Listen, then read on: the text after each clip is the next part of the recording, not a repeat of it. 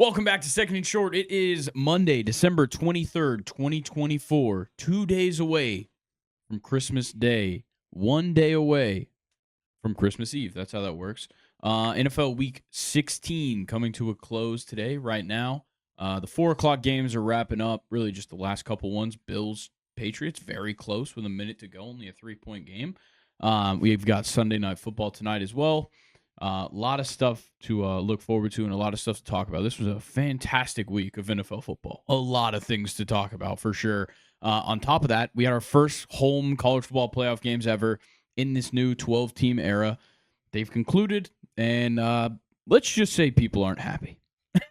We'll put it there, and then we'll elaborate on that a little bit later in the episode. And then MLB free agency and just kind of the offseason in general has been booming these last couple of days. A lot of a couple of the top players, a lot of kind of those middle-of-the-pack guys who expected to get some good deals have gone out. And then as well, a lot of the trade targets that were out there got traded this week. So that's great, but also still some of the best out there and available. So a lot to look forward to in the MLB offseason because things are definitely in full swing right now. Other than that, Colin, how you doing today? Doing great. Yeah? Little longer of a work day, so I didn't get to watch much football. Kind of the same for me. I had to get home and watch Nathan wrap some presents. Did you not help? No. Nice. Do you know how to wrap presents? Yeah.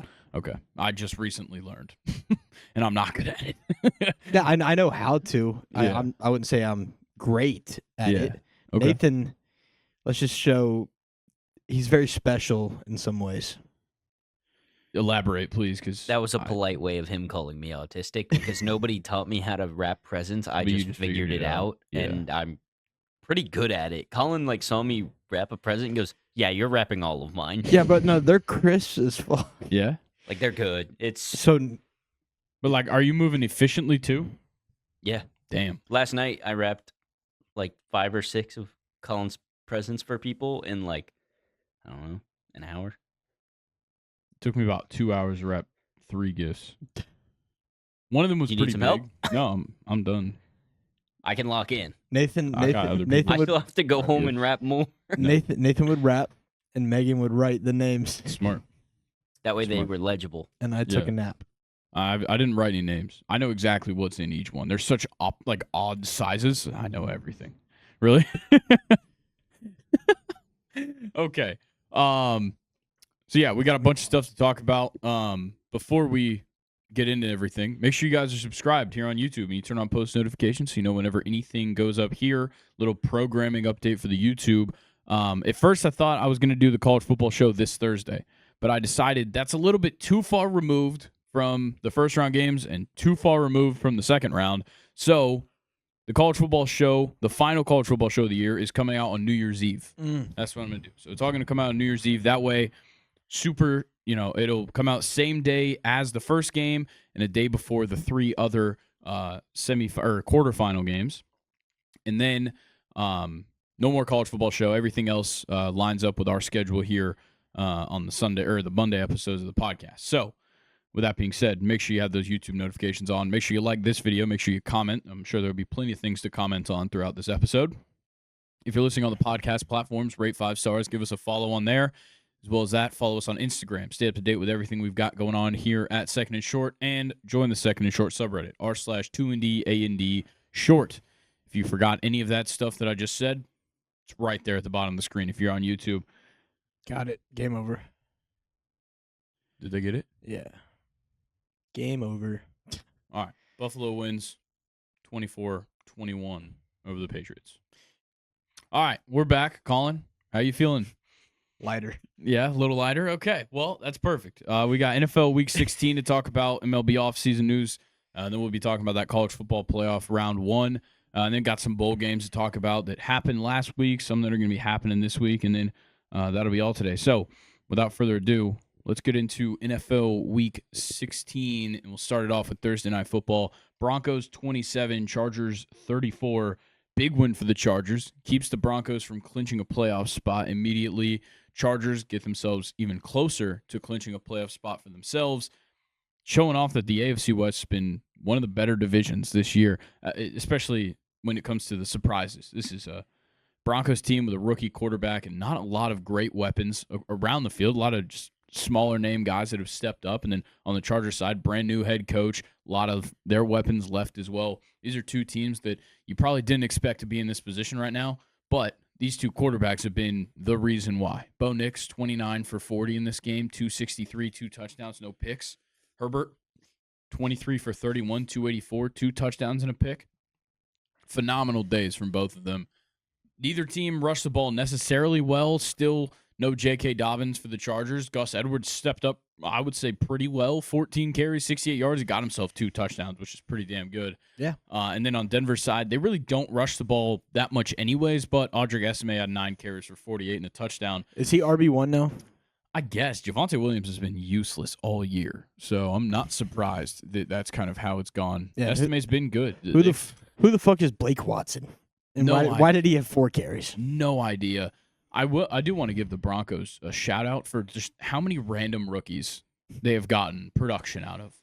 Like, just so many random guys you would have never expected anything from this season, and they've been the guys that have stepped up, sometimes the largest in these games.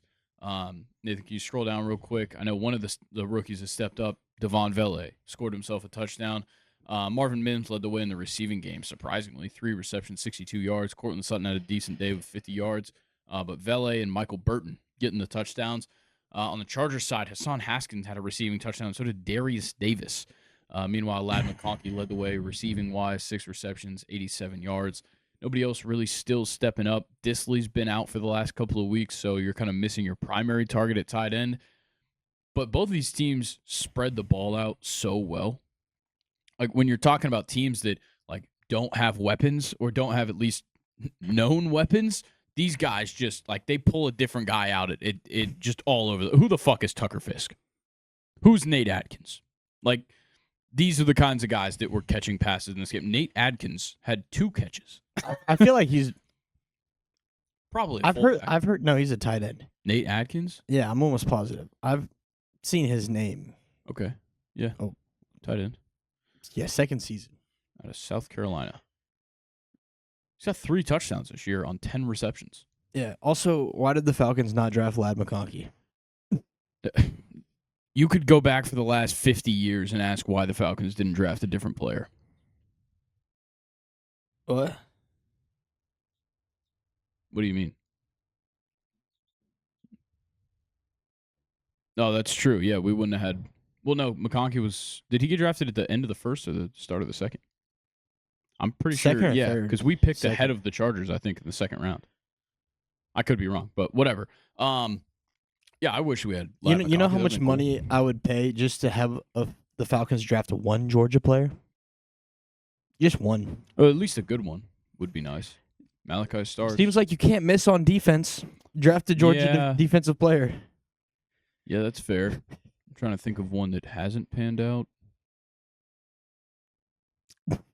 Yeah, I can't think of one. No, not really. Like, Eric Stokes hasn't been amazing for the Packers, but he's been pretty good. Yeah, I don't really have much else to talk about this game. The defense wasn't great. No, I fell asleep and woke up in the final 2 minutes. So yeah, but shout out to the Chargers. Huge 15-point fourth quarter. They're to win fighting. this game. Yeah. Shout out Harbaugh. Who? McConkey? Oh, it was 1 pick before him. We weren't going to pick a wide receiver anyways. no, we didn't need wide receiver. Yeah. Instead, we picked fucking Rook. Yeah, who's All right, awful. let's go to the Saturday games. He's so bad. Yeah, he's awful. Let's go Texans 19, Texans 19, Chiefs 27. I'm glad you did that because I almost said the Chargers again. I got you, bro. Thanks. CJ Stroud, meh. Still just playing the same every week. He didn't get sacked as much this week. He's got to stop. The interceptions are they're horrible this year. I think that was the thing is that this week he didn't get sacked like 9 times. He It's just just turned the 'cause ball He over. was turning the ball over. Joe Mixon got shut down again. 14 carries, 57 yards for him. In the receiving game, Tank Dell led the way.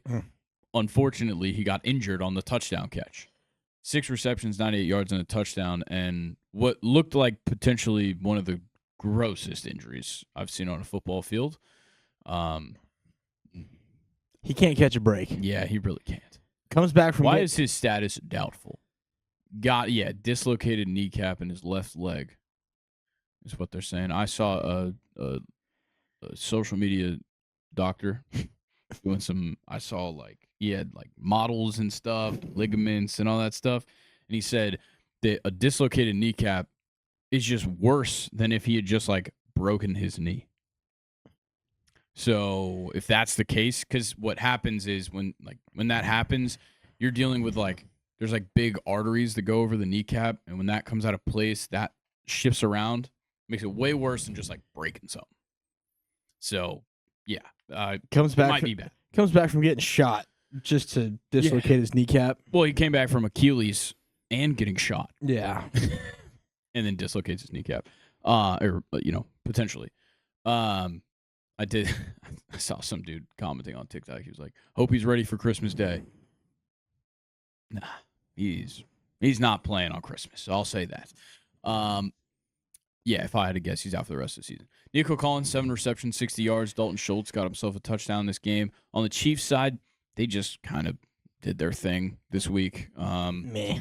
Hollywood Brown got activated off the IR for the first time this season. 5 receptions, 45 for him. Xavier Worthy led the way for them receiving-wise. 7 receptions, 65 and a touchdown. Also left Travis Kelce, nowhere to be found. Xavier Worthy also left the game in the second quarter. Yeah.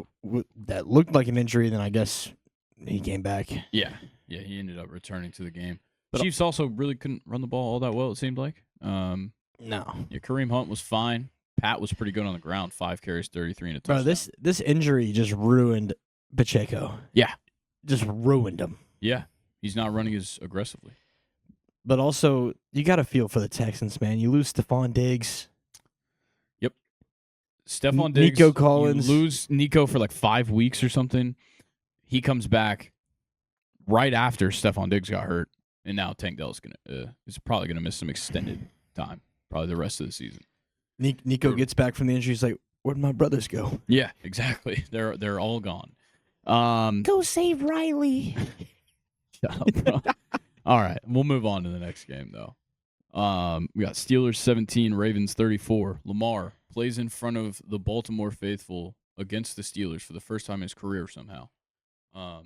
Me and Luke walked through all that on Friday if you want to hear the whole story behind that. But Lamar, pretty good game. 207, 3 touchdowns and an interception, 1 sack. But Derrick Henry, holy shit, was he in workhorse mode. Tractorcito season.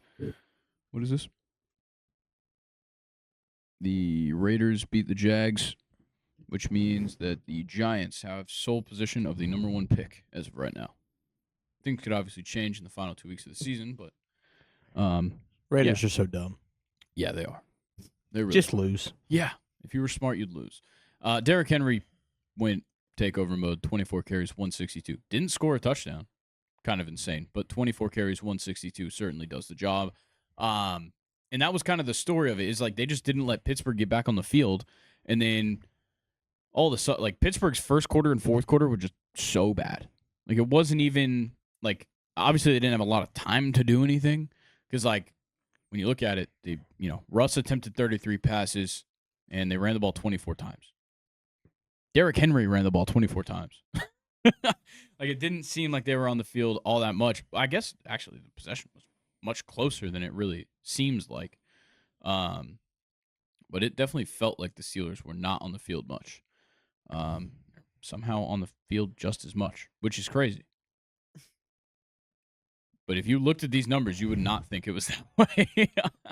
Yeah, I'll say that. For the stats for Derrick Henry, it looks like let's just say it was a little foreshadowing of what the trend was for Sunday. Yeah, it definitely was. We're probably going to see some similar stat lines. Yes. Zay Flowers got over 1,000 receiving yards on the year with his 5 receptions and 100 yards. Mark Andrews and Isaiah Likely and Rashad Bateman scored touchdowns. And then on Pittsburgh's side, you still don't have George Pickens, and it keeps killing you every week to have Calvin Austin as your wide receiver too. Yeah, CP and Michael. Yeah. Shout out. That's the Arthur Smith special, bro. Falcons. Yeah. If Van Jefferson would have scored, I would have lost my mind. Van Jefferson, 2 receptions, 27 yards. Yeah, it was their only receptions of the game, but they were touchdowns. Just wait. next year, Steelers are going to pick up Kadero Hodge. Probably. We've got Warner. What's the guy's name? Charlie Warner. Yeah, that guy's a dog. Yeah, Arthur Smith doesn't want Kyle Pitts. He left to get away from Kyle Pitts. Yeah, I might leave to get away from Kyle Pitts. No, it's okay. Kyle Pitts will leave to Yeah. get away from us. Yeah, it just depends on if we pick up his player option or not. I would assume we'll probably pick up his player option, but this is not the time of the year to be talking about that shit. Russ lost a fumble in this game. Yeah, that's really about it. Yeah. Yeah, 4 fumble recoveries by Baltimore. Obviously, 3 of them for themselves, which is kind of crazy. All right. Anybody have a good game on defense? Kyle Van Noy, 1.5 sacks. Marubike. Justin Madubuike. Alex Highsmith. Yeah, Alex Highsmith had himself a sack. Yeah. That's about it. So TJ Watt, is he good? He played. Yeah, which is crazy. He obviously was not 100%, I would say. He didn't put any pressure on Lamar whatsoever. But then again, most of the team really didn't in general. Yeah, he played, so I don't know. We'll see. It does suck that they're going to be on a short week, 2 weeks in a row. They play on Christmas Day? Yeah. All 4 of these teams that played on Saturday play on Christmas Day, and they just swap opponents. Really? Yeah. That's so weird. It's so that all the same teams would be playing on the same break schedule. It fucks them over. What was it, Steelers, Chiefs, Ravens, Texans? Yes. God. Yeah. On like Netflix or something. I think one of the games is on Netflix. Give me the Ravens and give me the Steelers. Okay. Well, Down with the Chiefs. I doubt it. Yeah, dude, they're not letting that happen. Not on Christmas. All right, let's move to Sunday's games. Giants 7, Falcons 34. Hell yeah, that deserves good a hell God yeah. that I need that. Man, I needed this so bad. Not only was this Michael Penix's debut, but the defense stepped up big time. Because they knew you picked him up. They knew I picked him up. They knew I benched the Ravens defense for them, and they said, "You know what? Since you benched Jaden Daniels, we're gonna give you a little handout." And that little handout was 2 pick sixes. One of them by Matthew Judon and one of them by Jesse Bates. Jesse Bates, what an animal. Yeah, dude, what was that text? Jesse Bates, Yeah, that was all I could think of. That's like that's what was going through my brain was Jesse Bates in all caps and then just I was just sitting there filling up the fuel center. Yeah. And I get a text. It just says Jesse Bates. The way I got it, it was Jesse Bates. That's good. Yeah, that's crazy. Yeah, Michael Penix Jr. made his debut. Obviously, Kyle Pitts had to find a way to ruin it. He didn't look horrible. Yeah, they should give Kyle Pitts the interception on that one. Like, that's unbelievable. I didn't watch it, so break it down. What happened? So, in the red zone. Yep. Literally, it's I think it was 3rd and 2 in the red zone, on the 5-yard line or something. If you would have caught it, would have been a touchdown. No, it would have been either a first down or he would have caught it and turned and gotten to the end zone. Okay? My bet would have hit. He goes like this. Yeah, Nathan's got the video up. He goes to catch it on the side, brings it around, and just tosses it to the guy in front of him. Oh, that's unreal. That's actually man. insane. Look at Drake London. And this is right before the half. So if he would have just hit it straight down, or 3rd and 2, if he would have just hit it straight down, if he would have just caught it and went down, we kick a field goal, we go into the half, whatever. Look at Drake London just chase him Drake London down. does everything except catch touchdowns, dude. Yeah. Well, sometimes. Just a classic rookie mistake thinking Kyle Pitts could catch a ball. He's right. Michael Pitts will never throw it to him again. No. He threw it to him one more time in the game. He did catch it, but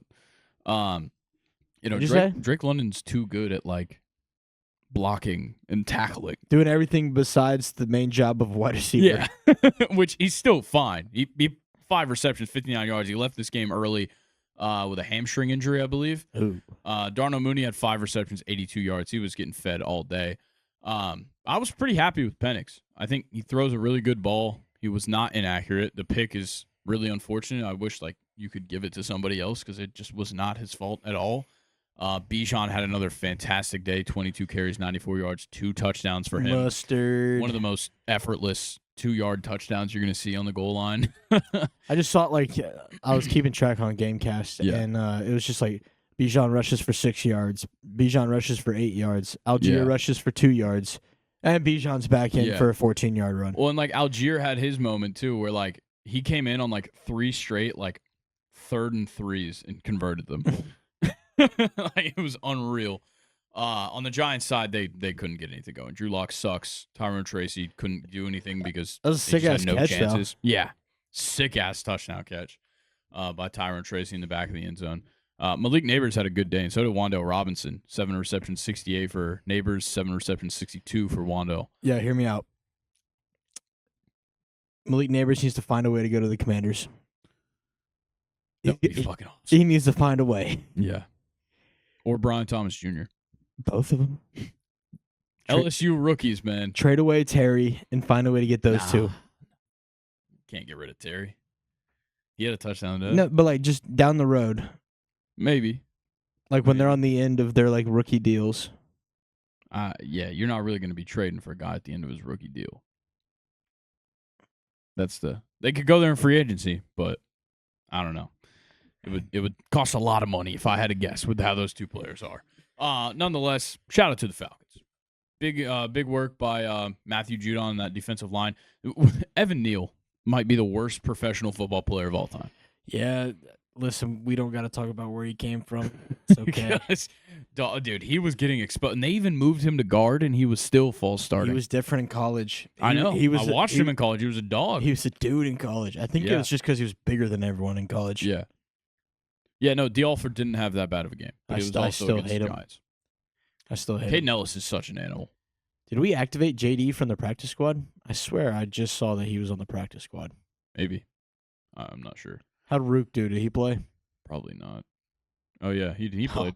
Fucking one bum. tackle. He only beat Clark Phillips. That bum. Fucking yeah, bum. Shout out Jesse Bates and Matthew Judon. 2 picks across the 2 of them and 2 touchdowns. We should just play a game. The bottom 2 every week of the defensive stats get cut. Unless there's an injury.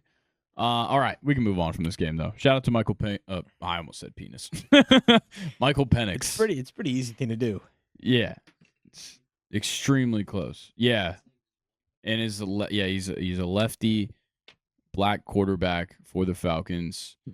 First name Michael, last name a letter off from something sexual. Let's just keep him away from the dogs. Bork, bork. That's my only advice to you, Michael. Stay away from dogs. All right, next game.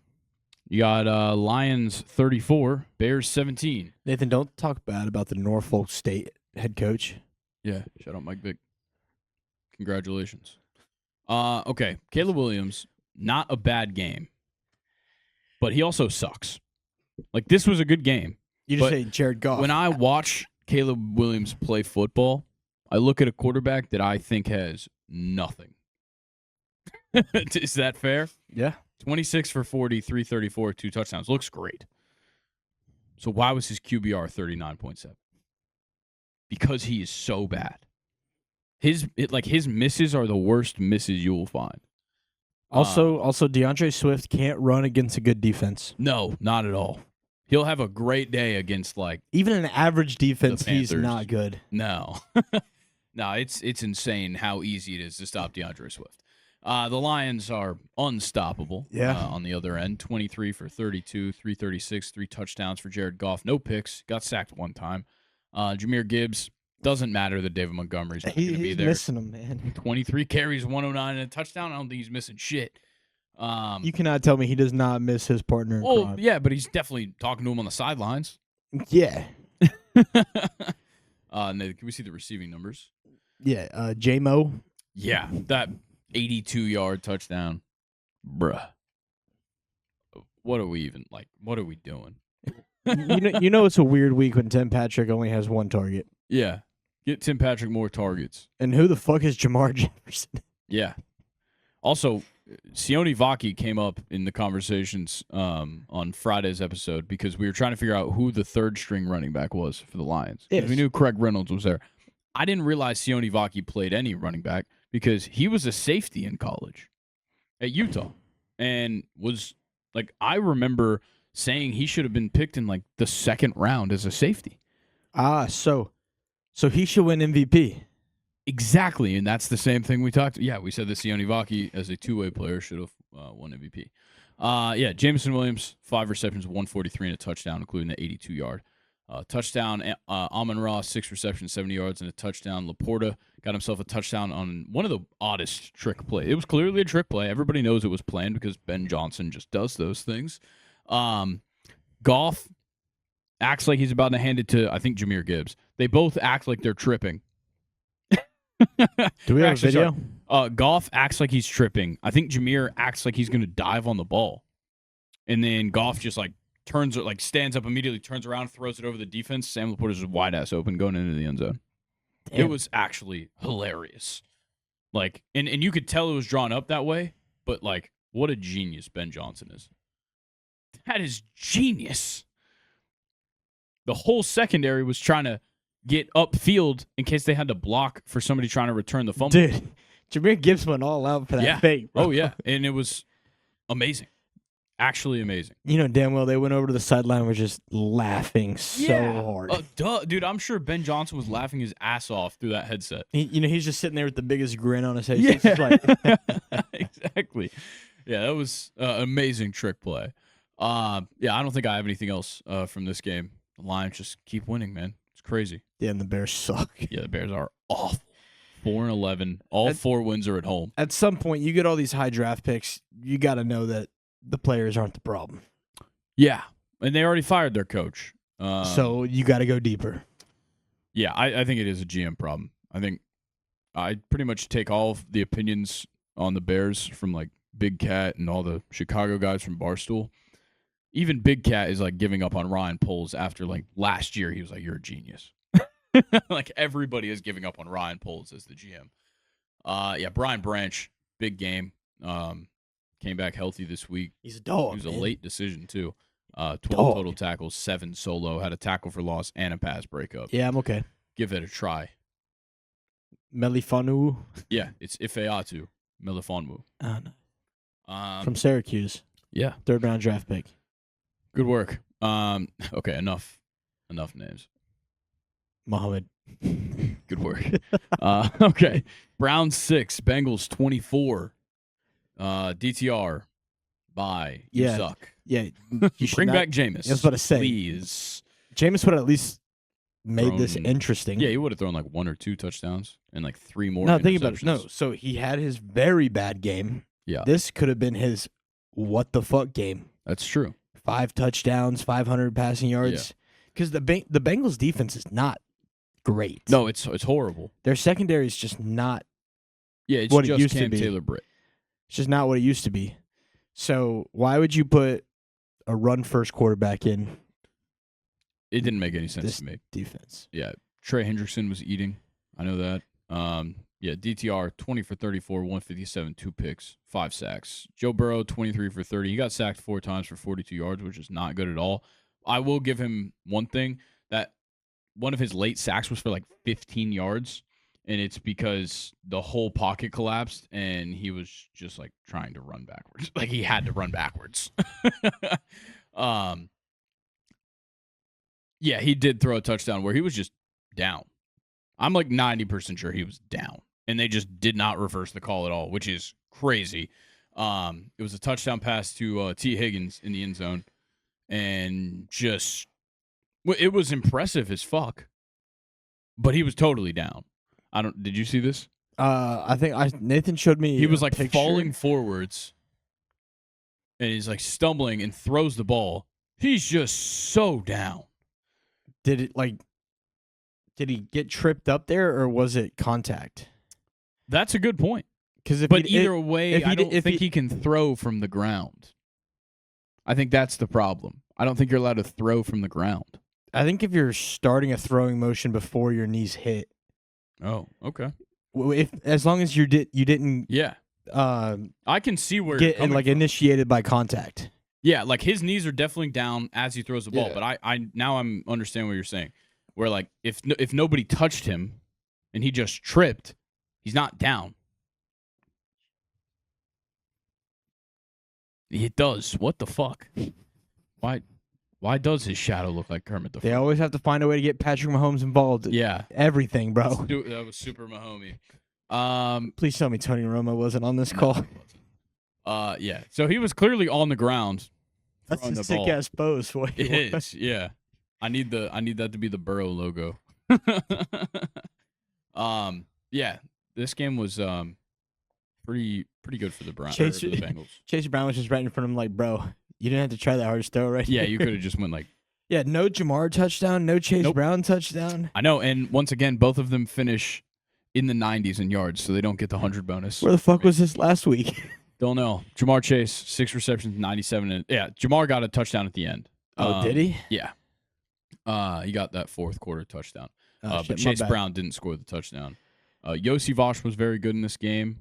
He got one of the touchdowns. T. Higgins had one of the touchdowns. He had 8 receptions as well and 11 targets. Nathan, as you can tell, I did not watch this game. Yeah, but Chase Brown, early in the game, having his way. It seemed like first, I think it was like at the end of the first quarter, he had like 50 rushing yards. Yeah, I was taking a shit, and I just checked Gamecast, and I saw, like, Chase Brown's going nuts. I was like, fuck it, we're going to text Grayson here. Yeah. Yo, Chase Brown is eating. Yeah. Next you know, touchdown T. Higgins from the 2-yard line. Yeah. He just, that pissed me off because Chase Brown got stopped on the 2-yard line, and then they threw the ball. I'm like, what are we doing here? Damn, but Jamar, 16th? Yes.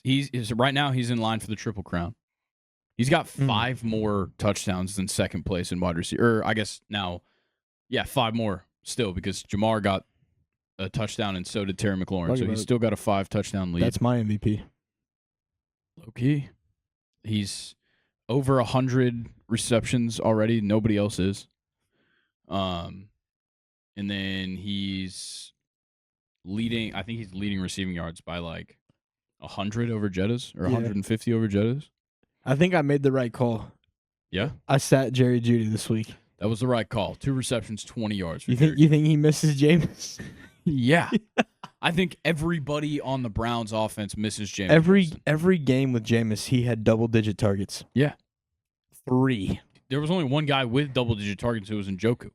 Your number 1 wide receiver, 3 targets. Yeah, is absurd. not good. Especially with Nick Chubb being hurt. Yep.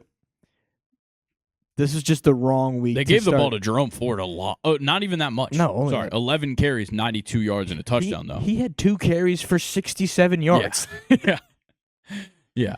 But it's just like this is, in my opinion, it was just the wrong week. Oh, yeah. To Definitely. start This is DTR. the kind of defense you want to start Jameis Winston against. Exactly.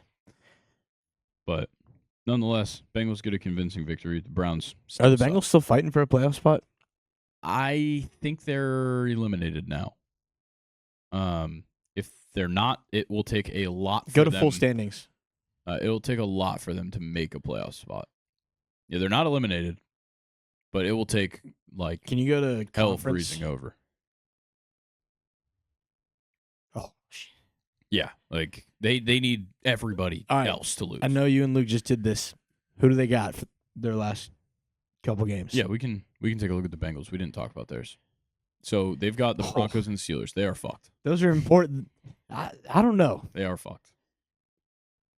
Steelers at home. They're not winning either of those games. You don't think they can beat the Broncos? The Steelers are still in the race for their division with the Ravens. Yeah. But you don't think they can? They could, but they have to win both of those games if they want to make it. And they also need Miami and Indianapolis to lose too. Yeah, well, that's almost a given. Yeah. Click Miami. I'm pretty sure they still have the Bills. Nope. Browns, No. Jets. That's like the 2 easiest games they could possibly get. And then the Colts.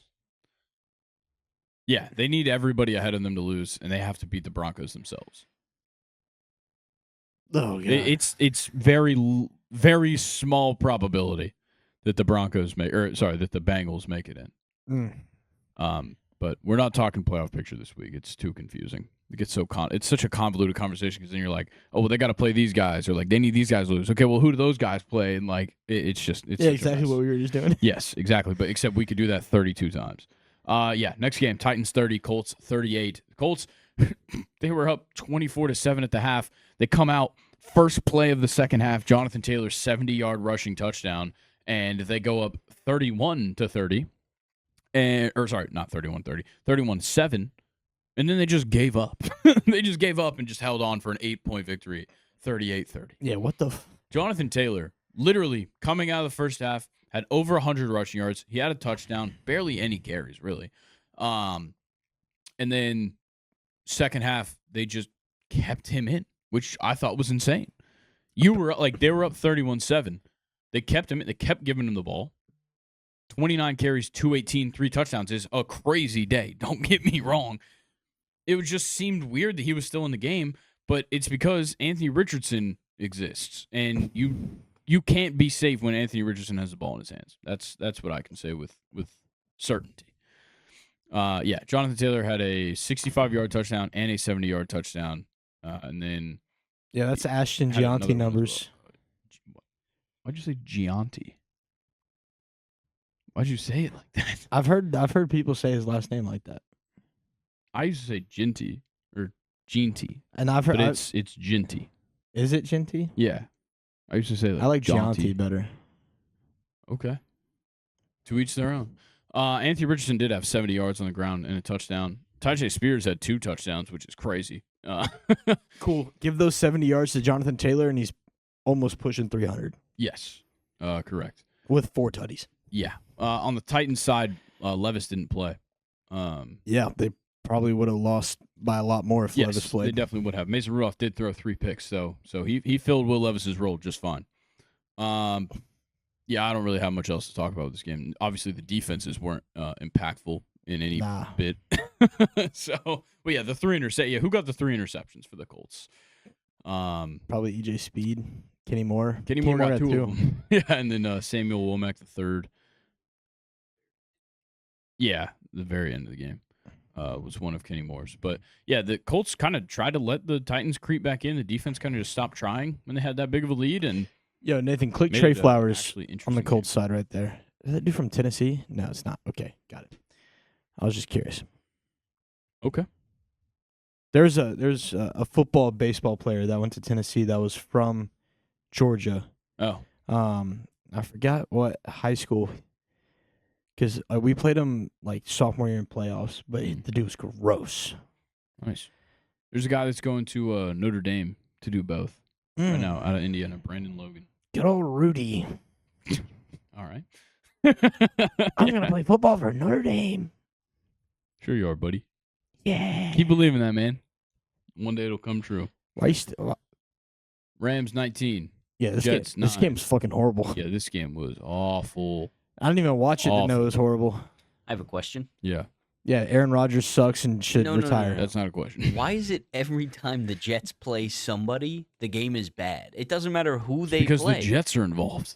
The Jets. It's like they bring the other team down. No, the other team plays to the level of the Jets. It's crazy. Like even they could go play the Chiefs, and somehow the game's going to be 9-7. Well, also, the Rams every couple weeks. Well, the last 2 weeks have been horrible on offense, but every couple weeks the Rams just decide like they want this game to be done as fast as possible, so they just give Kyron Williams the ball all game. I was going to say 19 attempts for Matthew Stafford is insane. Yeah, that is absurdly low.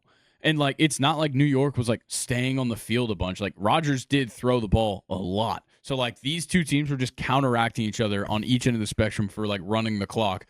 The Rams were trying to run the ball as much as possible. On the other side, the Jets threw 42 passes.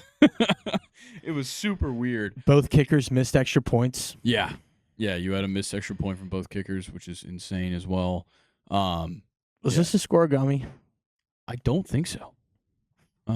Which is odd because 19 is a tough number to get to. That's just a weird ass score. 19-9. You don't see a lot of 19s. Either way, there's not much to talk about this game. No. Like Kyron Williams, 23 carries, 122 and a touchdown. Devontae Adams, 7 receptions, 68 yards and a touchdown, but that's really it. The Rams play like this, and yet they're still first place in their division. Yeah. Oh, there was like a fight, or like it started to get into a fight. I think Braden Fisk kind of started it. So shout out Braden Fisk. All right, Grayson. Right now, fantasy related. Yeah. Worst first round pick. Ooh. Just like. While you're thinking, 19-9 has happened 16 times all time. First time ever being the Chicago Cardinals versus the Columbus Tigers in 1925. Worst first round pick for fantasy would have to be McCaffrey.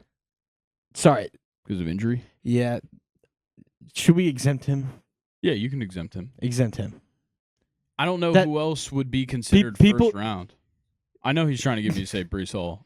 Because that's like, to me, that's like the obvious answer. He had his games, though. Like I'll 3. give him that.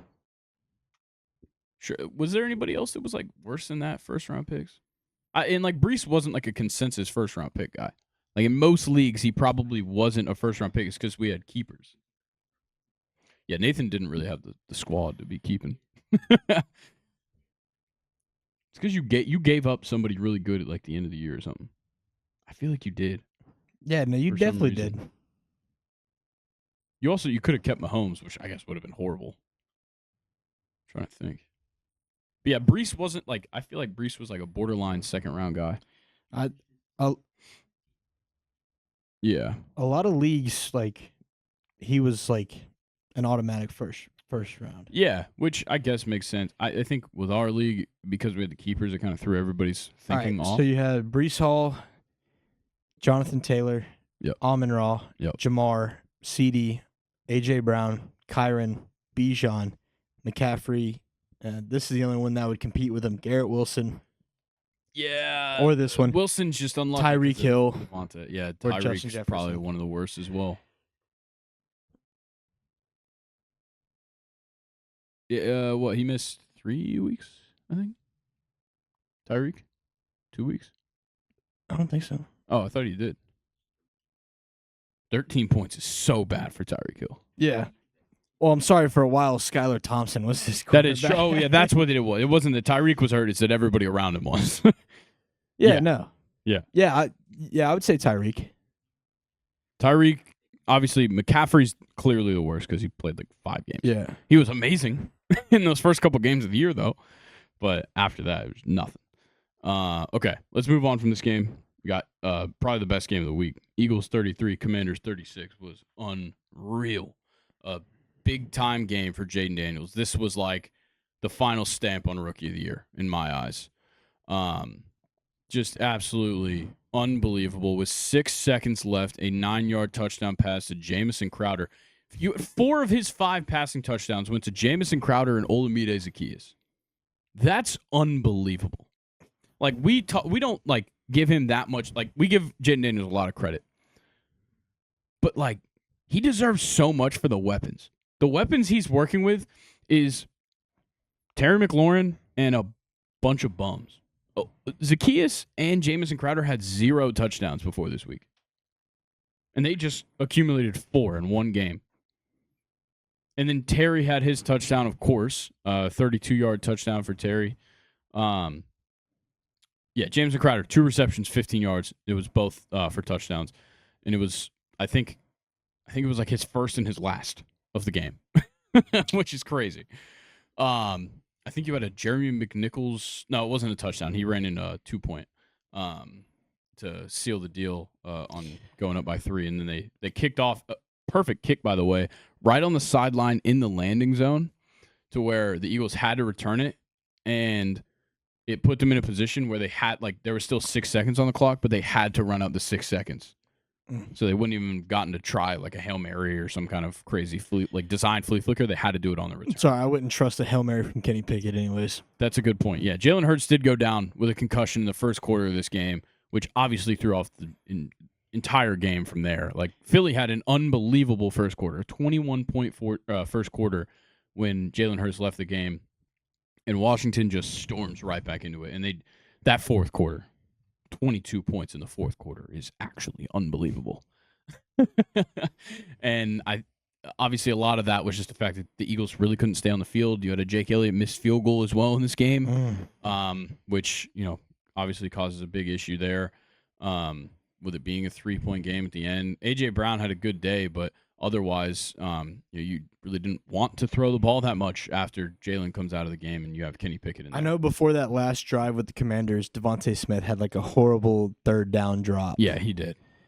Yeah. Did you watch this game from start to finish? It was on. It wasn't the one that I was giving like my full attention just because I didn't start Jaden Daniels in fantasy. I'm just curious how the hell Saquon got sacked. I couldn't tell you. Yeah, I don't know about that one. Like what? Was it like a flea flicker and he tried to I would attempt a assume pass? it could have been a backwards pass. Yeah. Yeah, I think that might count as a sack. I think as long as he doesn't advance. So if he got the toss and then got tackled immediately, I think it's a sack. Nonetheless, Saquon did have 29 carries, 150, and 2 touchdowns. Oh yeah, he did. So he still had a day. Don't worry about that. Yeah, too bad he had like 111 yards in the first half.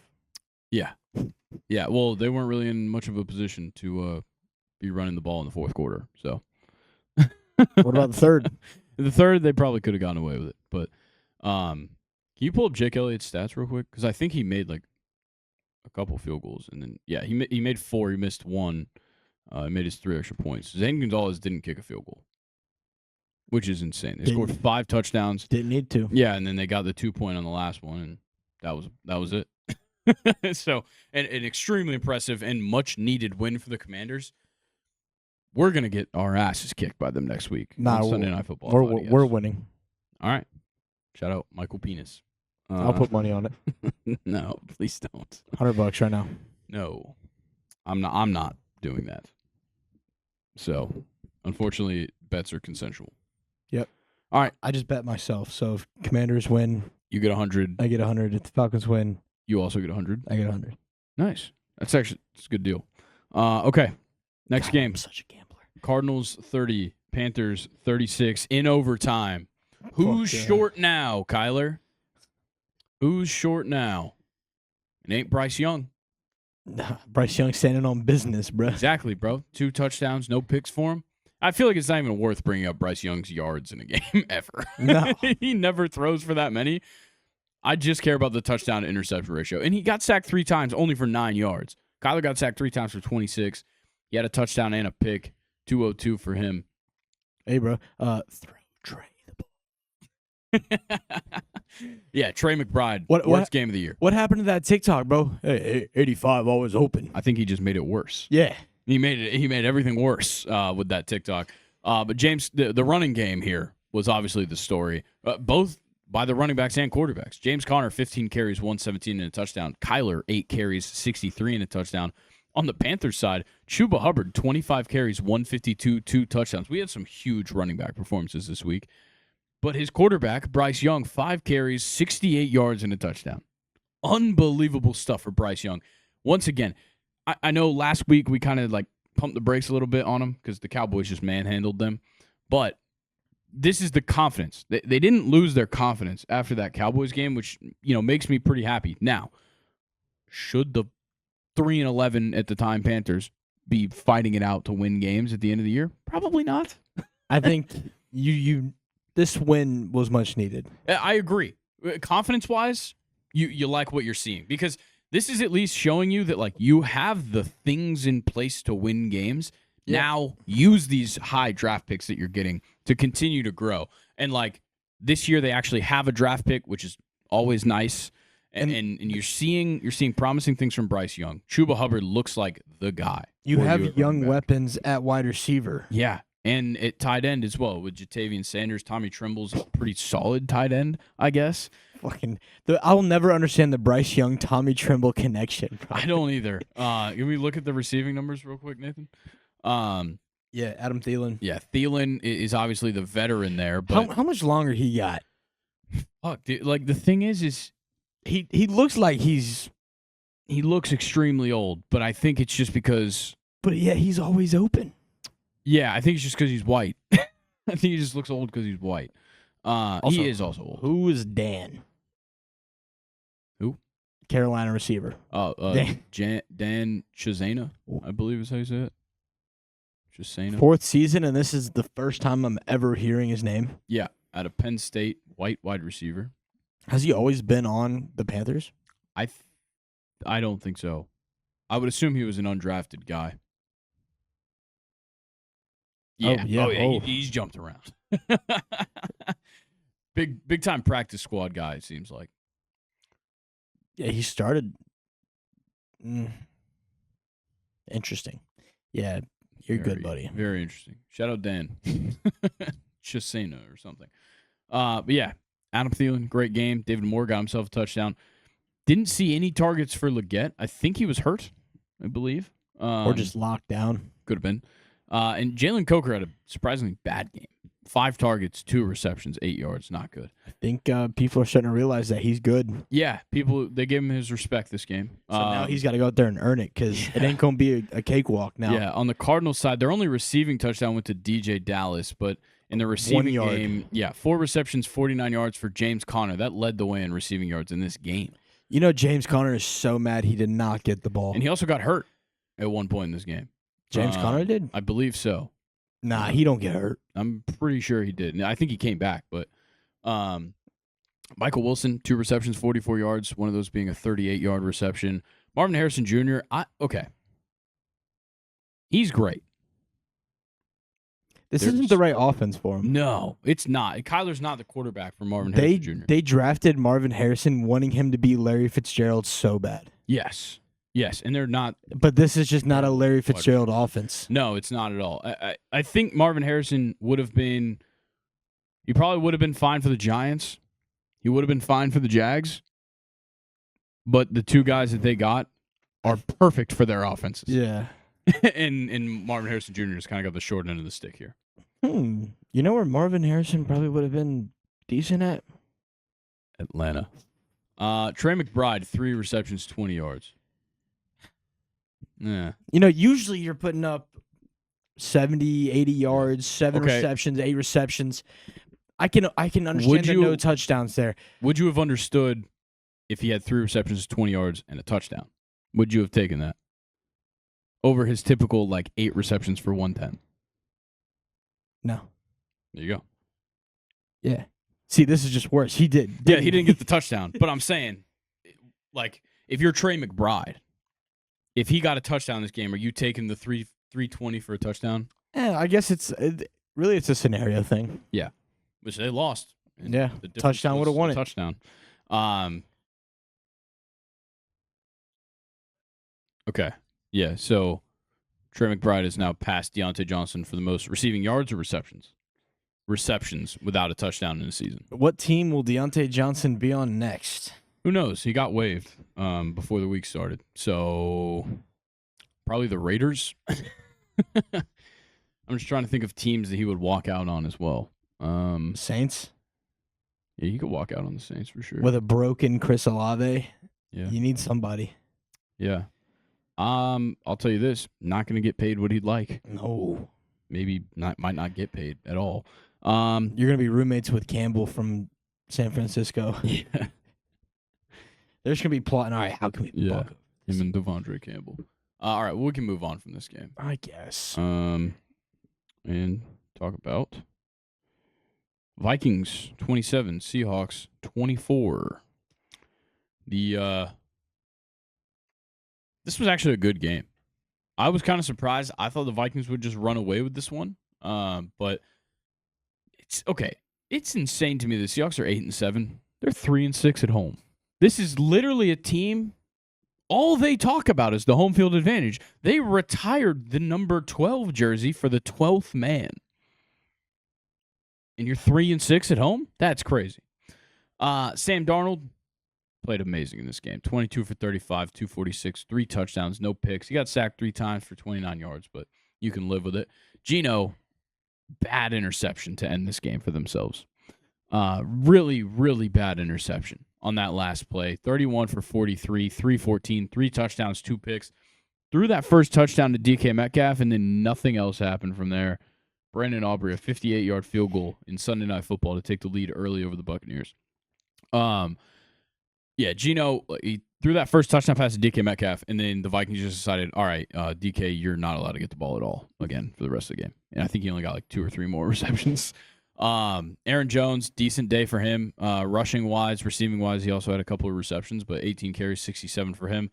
Seahawks could not run the ball. Charbonnet, I would assume, got hurt, considering he had 1 carry for -1. No, he just got nothing. Okay, cool. Kenneth Walker, 8 carries, 31 yards. He did get hurt again at the very end of the game. Charbonnet got that carry after Kenneth Walker came off the field. That's insane. Yeah. That is crazy. Kenny McIntosh got 3 carries, which is a odd number to see for him. Vikings, receiving-wise, 10 receptions, 144, 2 touchdowns for Justin Jefferson. Trying to stay even, potentially overtake Jamar Chase, and he is creeping up on him in receiving yards. Jordan Addison got himself a touchdown. 5 receptions, 35 is kind of weird for him, but he's still got a touchdown, so I feel like you can't really complain. And JSN continues to be probably the best slot receiver in the league. Yeah. He's unreal. 8 receptions, 95 and a touchdown. Top 3. Or no, we'll go top 5. Wide receiver 1 and 2. Oh. In the NFL. And we just had a very similar conversation to this on Questions Time, which was ranking or who's the best wide receiver 1. Nathan, did we interpret that question correctly? Have you gotten to that part? Oh, okay. Because so what the way that we did your question was we chose the best wide receiver 1 in the league, the best wide receiver 2 in the league. Okay. I was making sure it wasn't like a full wide receiver room. Okay, cool. So we did that right. Okay, cool. So yeah, we did do that right. I would say start from 5. It's tough. I don't have people necessarily in mind. I can just name I don't have a particular order, but I know for a fact JSN's there. T. Higgins is there. No, I'm talking about like the one and 2 duo. Oh, I thought you meant wide receiver 2. No, okay. 1 and 2 duo. I don't know. DK hasn't really been that good. So I probably wouldn't go Seattle. Addison's only got things started recently. You have to, obviously, Cincinnati and probably Atlanta. They're the only 2 with wide receivers up in the top 15 in receiving yards, I think, is where both of them are. Philly? Yeah, Philly. It's probably Devontae Smith hasn't been that great, and A.J. Brown did miss some time. Yeah. All right. Take them all healthy. Okay. You have a full season all healthy. If we're saying full season all healthy, then I would obviously take the Falcons out of that because I don't think they would be that good compared to Eagles, Seahawks, Bengals, Vikings. I'm sure I'm forgetting others that would probably be much better. You're missing a very obvious one right now. The Jets would be great, but yeah. Oh, I totally forgot the Dolphins. Yeah, Dolphins for sure. Yeah, I told you I knew I was gonna forget one because I'm not thinking about it. Dude, there's just so many good duos now because now fully healthy Texans, 49ers. Fully healthy, Ayuk and Debo. I can't hop on the Debo train. I know. I'm just saying. Yeah. Yeah, Texans obviously would be up there. Yeah, I don't know. There's a lot to choose from. What do we got, Nathan? Oh, okay. All right, Baker, you know who to throw it to. Yeah, 3-0. Okay. Was there anything else to talk about in Vikings Seahawks? Anybody have a big defensive performance? Dallas Turner had a pick. Oh, nice. Shout out Dallas Turner and Theo Jackson with the interceptions in the game. No big sack numbers, it seemed like. Yeah, 2 sacks for Andrew Van Ginkel. Jake Ferguson. Nice. Yeah, then Jake hit the first quarter. Let's go. I need that too. Now, as long as Sterling Shepard catches the pass for 1 yard. We'll see. All right, yeah. Great game for the Vikings to get a hard-fought win here. Obviously, they're still in contention for their division. They are 13-2 as well as the Lions. Just the Lions have the tiebreaker, and both of them have pretty easy schedules to go out. All right, next game, Patriots 21, Bills 24. This one was wrapping up right at the beginning of the podcast. It went final while we were here, but Drake May had a fantastic day. I want to start off with that. Drake May had a great day. 22 for 36, 261, and 2 touchdowns for him. How about it? How about it?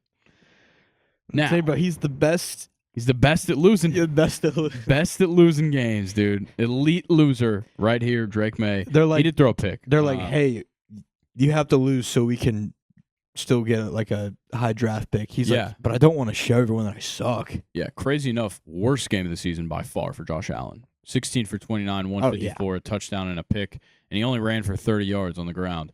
James Cook had a great day, though. 11 carries, 100 yards, and a touchdown. Jalen McMillan, 14 yards. Yeah. Also, what was the line for Payne Durham? He's got 6. Wow. Who the fuck is Payne Durham, bro? No idea. Ramondre Stevenson had a decent game, actually. 12 carries, 60 yards, and a touchdown for him is very good, I would say. All right, can we stop having side conversations? Yeah, I know, but when you just talk in front of me while I'm in the middle of a sentence, it's kind of... Yeah, Ramondre really did a great job at giving the Bills that defensive touchdown. That is true. He did do a good job of that. A much-needed defensive touchdown, by the way. Yeah. Why the Bills won. Receiving game, there's really not that much to talk about because Josh Allen really didn't throw the ball very well. Something I found funny, there was a pass to Khalil Shakir. He went to stiff-arm somebody. Yeah. And as he was stiff-arming him, the defensive player punched the ball out. Yeah. I don't even know how that would possibly happen. Drake May lost a fumble in this game. Ramondre lost that fumble that we were talking about earlier. Kayshon Boutte, however you want to say it. 5 receptions, 95 yards, and a touchdown. What do you have to say about him, Colin? Welcome. I feel like you're maybe forgetting like a long-running joke that you've done on this podcast with him. Oh, I know what it is. Okay. I do. I think changed man. I think his name can stay. His name can stay. Yeah. So now we're saying he doesn't have to change his name anymore. He has made a name for himself. How about it? Look at that. Congratulations, Kayshawn. Hunter Henry got himself a touchdown this game. James Cook had a receiving touchdown. Nobody had more than 26 receiving yards on Buffalo, which is crazy. Absolutely insane. All right. Yeah, I don't think I have anything else that needs to be hit on this game. There's only 1 sack on each side, so not too worried about that. All right. Next game. We got, what do we have? Yeah, Jaguars 14, Raiders 19. Yeah, what the fuck are the Raiders doing winning the game? Why would you do that? Yeah, they just gave the Giants potentially the first overall pick. First overall picks have not been great. No, that's true, and they know it. Let's be honest. If the Raiders do end up with the second pick, okay. Well, look, Jacksonville's not going for a quarterback, so you know that for sure. Patriots aren't going for a quarterback. I think they want Cam Ward. Well, that's the thing. Obviously, we're early in the process. The draft process hasn't even started. Raiders and Giants are both going for quarterbacks. They're probably going to be the top 2 picks. Or at least they'll be the top 2 teams that are going to draft a quarterback. Who is going to be that quarterback? Because last year, right now, I could have told you immediately it's going to be Caleb Williams. I don't know. I don't know if it's going to be Cam Ward, if it's going to be Shador. What was a pass intended for Sterling Sharp? Sterling Sharp didn't catch. 4th down. Damn. And now they might not have a drive again in the first quarter. Yeah, that is a problem with betting on first quarters. Yeah, the Raiders may have fucked up. I don't know who their quarterback's going to be next year because of that. If they would have just lost, I probably would have said Cam Ward. Might be Shador. It might be Shador, which is an issue. If you spent this whole year tanking like this and you end up with Shador, yeah, you fucked up, bro. Brock Bowers, though, will be benefiting from whatever he can get because even though Aiden O'Connell sucks, Brock Bowers doesn't. 11 receptions, 99 yards for him. Brian Thomas Jr., 9 receptions, 132, and a touchdown. Who knows? Crazy. If the Raiders might just fuck around and just get Carson back, just to throw to Brock Bowers. I guess the nice thing is that you could draft him in the 7th round. Yeah, you might get him as an undrafted free agent. Tank Bigsby, 50 yards and a touchdown in this game. Amir Abdullah and Alexander Madison both had touchdowns in the rushing game. Yeah, this game sucked. It really sucked, which you could have expected. This was a 3-win team versus a 2-win team, and now they both leave 3-12. So nothing to be impressed by here in Las Vegas. So we'll move on to the next game. We've got 49ers 17, Dolphins 29. This game kind of weird, just in totality, kind of weird. Brock Purdy kind of had things going, kind of didn't, because they only scored 17 points, but 26 for 40, 13, 2 touchdowns. He had a pick, 3 sacks, kind of tough. Tua not throwing for a lot of yards in this game, 22 for 34, 215, 1 touchdown. But They finally proved me wrong. The Dolphins finally came out and decided we're going to run the ball well. And I would just like to point out that this is the most carries that Raheem Mostert has had in like 6 weeks, and it's the most rushing yards that the Dolphins have had like all year. Just point that out. I know Raheem Mostert only had 8 carries, 31 yards. Two different runners that open up for more explosive plays. Exactly. Devon Achane, 17 carries, 120 and a touchdown. I think I say his name differently every single time it comes out of my mouth. Yeah. So when it was only Achane, they set up on the outside and force him to run up the middle. Yeah, which he can't do. He's too small. Yeah, but with Mostert being in there, yeah, I know. It opens up the edges. I know. And I don't know why they weren't giving him the ball already. I've been trying to fight this battle all year with them. 49ers eliminated from playoff contention a year after going to the Super Bowl. Obviously, injuries, a huge part of that. But when your leading rusher is Brock Purdy. Yeah. Patrick Taylor, what the fuck was that, bro? Yeah, he was. This was your chance to make a name for yourself in the NFL, and you fucked it. And Juszczyk had a chance. They didn't give him any carries. Yeah, they did throw him the ball a couple times. He's a fullback. I know, but still, he's like as running back as a fullback can get in the NFL. He's still like my all-time favorite fullback. Yeah, all-time, All-Stott is much more entertaining because he ran the ball a lot. Yeah, Juszczyk does a lot of blocking. Or who's that dude from Baltimore? Pat Ricard. Yeah, Patrick Ricard. He's a dog. I think Juszczyk actually was there as well. I think Juszczyk was there before 49ers. I could be wrong. Could have been. Nah, I think you're right. Yeah, I think I'm right. Kittle, big game for him. 8 receptions, 106. Always, Debo had man. a great game. 7 receptions, 96 yards, and a touchdown. Where's this been all season? Couldn't tell you. I couldn't. As a Brock Purdy fantasy owner, I wish I knew. The receiving game for the Dolphins is so weird on a week-by-week basis. This time, Devon Achane leads the way, 6 receptions, 70 yards. Jonnu had 6 receptions, 62 yards. Tyreek Hill had 3 receptions for 29 yards and a touchdown, and it was a 24-yard touchdown. What the fuck? It wasn't a 24-yard touchdown. Oh, wasn't? I thought that was the 24-yard. It was like a 2-yard touchdown. Or something? Yeah, like a 4-yard touchdown. Oh, okay. Yeah, because it was just like a little. It was like a rub route on the goal line, and he like caught it and like fell forward and like somersaulted. Gotcha. Oh, okay. Yeah, I don't know why I thought the 24-yard was a touchdown. I was playing against him in fantasy, so I wasn't really that mad with that performance. Anything else of note that happened? Field goals were a big deal for Miami. Jason Sanders. Yeah, 5 for 5, long of 54. Moody, still some struggles. 1 for 2 in this game. Dude, he's awful. Bad. Yeah, really bad. All right. Then let's talk about the Sunday Night Football game that's going on right now. I know we're early into this game, but yeah, we're trying something new. Yeah, Cowboys up 3-0. Got 3 minutes left in the first quarter. Doesn't look like Tampa's going to get back on the field, Colin. I don't know. It's 3rd and 9 on the Tampa Bay 10. Yeah, which means that's true. That means the Cowboys can. There might be like a minute and a half. You need field goals too. Minute and a half with Tampa getting the ball back. Yeah. Oh, touchdown. Rico. Please don't beat a Rico. Please beat a Rico.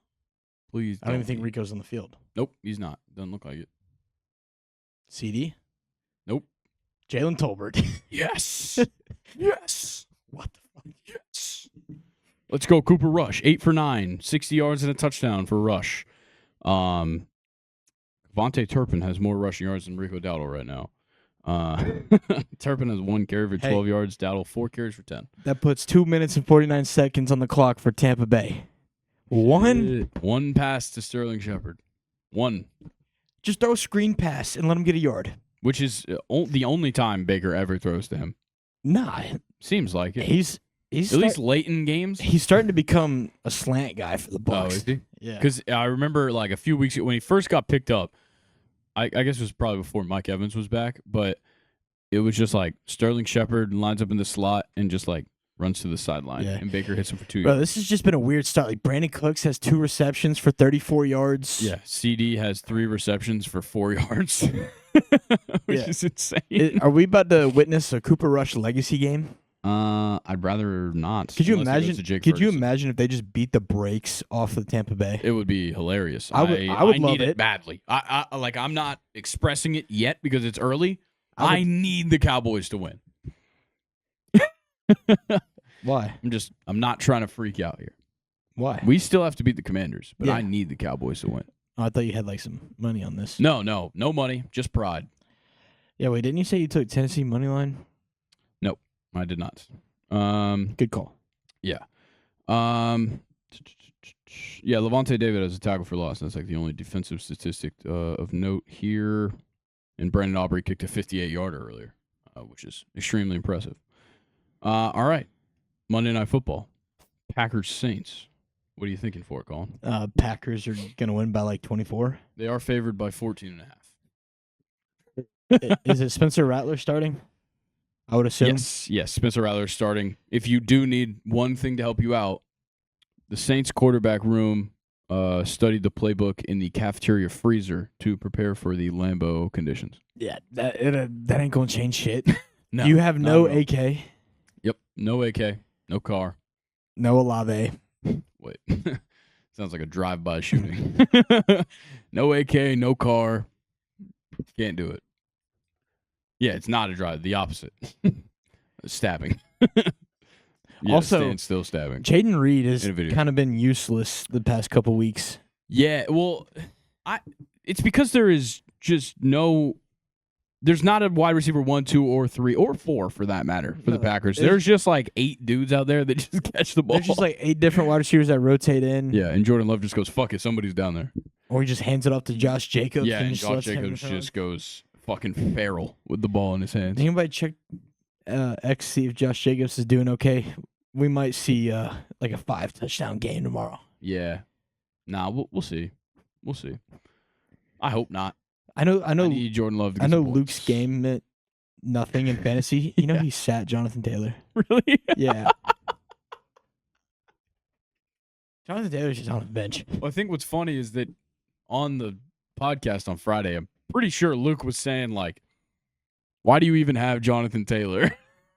Like, if Anthony Richardson's just going to ruin everything, why do you even have Jonathan Taylor? Like in his Team went crazy. He actually set up his lineup and everything. Yeah.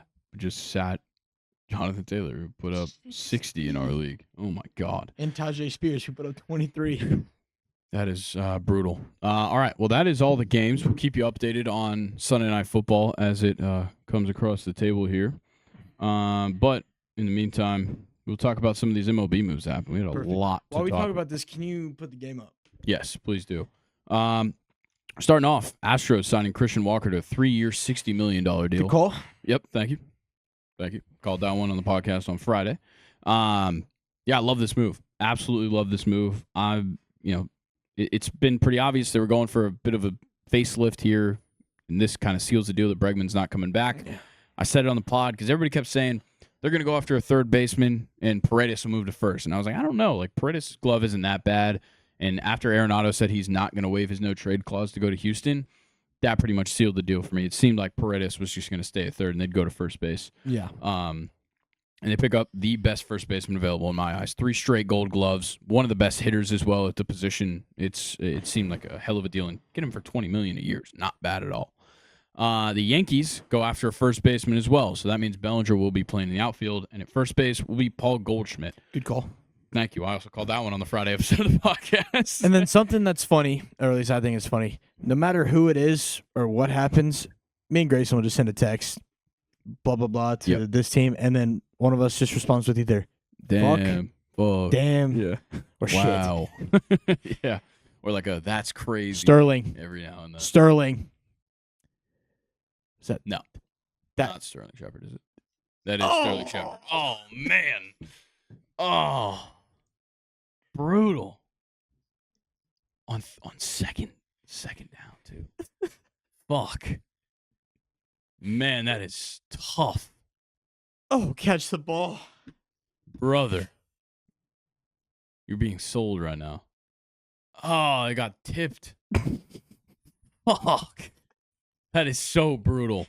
Literally, if I can almost guarantee if Sterling hits, the whole thing will hit. Well, this is probably your last chance right here. Get the first. Get the first. It went to Rashad. Oh, you got it. He got it. For sure got it.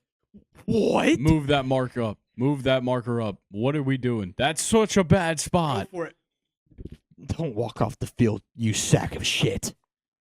Oh, I think that spot is horrible. Or did he step out? Stretch the arm out. Oh. Yeah, he stepped out. Nah. Damn. Well, that didn't hit. Well, now we can talk baseball still. Paul Goldschmidt, I think, is the right move here. I didn't think Alonso was a fit. I think he would cost too much money as well for the Yankees' payroll because they have too many holes to still fill. Goldie, you still get a veteran, probably a better veteran first baseman than Anthony Rizzo was going to be if you picked him back up. So I like that move a lot. And then more first basemen keep going off. This happened in the span of like 12 hours. 4 first basemen make moves. The next one, right after those two, Diamondbacks acquired Josh Naylor via trade with the Guardians in exchange for Slade Ciccone. So Naylor's going to the Diamondbacks to replace Christian Walker, and the Guardians send back Slade Ciccone to add to the Guardians' pitching rookie. Or I don't know if he's going to start, but he'll be in the pitching staff for sure. And then after, literally like an hour after the Guardians do that trade, they sign Carlos Santana to a 1-year deal, bring him back to the organization. Welcome home. Yeah. Carlos Santana still continues to produce on like a pretty good level. Yeah. Considering the fact that he's like 36. Just like an above average Yeah. production at the plate. Yeah, and obviously a veteran presence and a guy who's been with the organization before. So it's a great fit in my eyes. The Phillies signed Max Kepler to a 1-year deal. I think this one kind of went under the radar a little bit. I think he could be like a platoon guy in the outfield. Maybe, if for some reason they want to throw him a DH, they could. But I wouldn't mind seeing him play some outfield for them. Yeah, no, not at all. This one also caught my eye for sure. Nationals signed Mike Soroka to a 1-year deal. So people just feel free to keep giving him shots because I don't know if he's gonna make them. We're gonna light his shit up if he starts against us. I hope so. Or he's just gonna be lights out and we suck. Yeah, that's probably more likely. This trade also I feel like went under the radar. The Reds acquired Jose Trevino in a trade with the Yankees in exchange for Alex Jackson and Fernando Cruz. Yeah. Alex Jackson? Yeah, not a name that we care to hear anymore. Jose Trevino obviously lost his spot to Austin Wells. Don't they have Tyler Stevenson still? Yes, but I think Trevino will just join the platoon because Stevenson shouldn't be an everyday guy, probably. He's not stellar enough behind the plate. Trevino's got a good glove, so. Yeah, Trevino's mainly known for his defense, not really his bat. Yeah. So I don't mind this move. Yankees get like depth, but like Jackson will probably go to the minors. Fernando Cruz probably as well. Jackson's not touching the field. No, not at all. For the Yankees. Not at all. The Red Sox signed Patrick Sandoval to a 2-year deal, which I don't mind. Nah, I've always liked him. Yeah, I think it's a fine move. Obviously, it's not like a needle mover. It's not the kind of moves that the Red Sox are just there. So there's 2 things that I keep seeing on social media this weekend. The Red Sox are unbelievably good at being interested in players in free agency, and the SEC is extremely good at winning hypothetical games.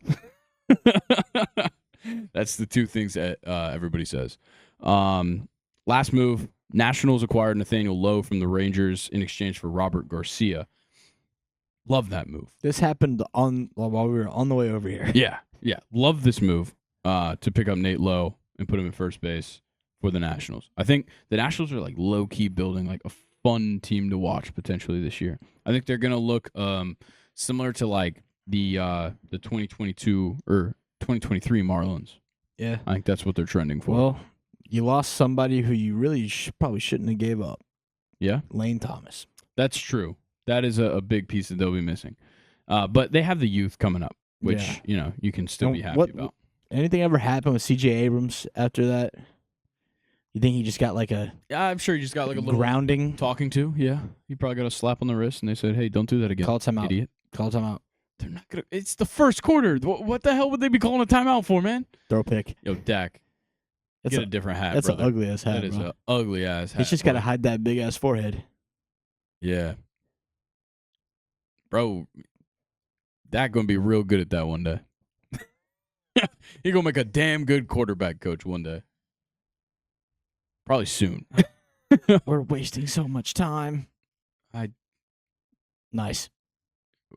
That was crazy.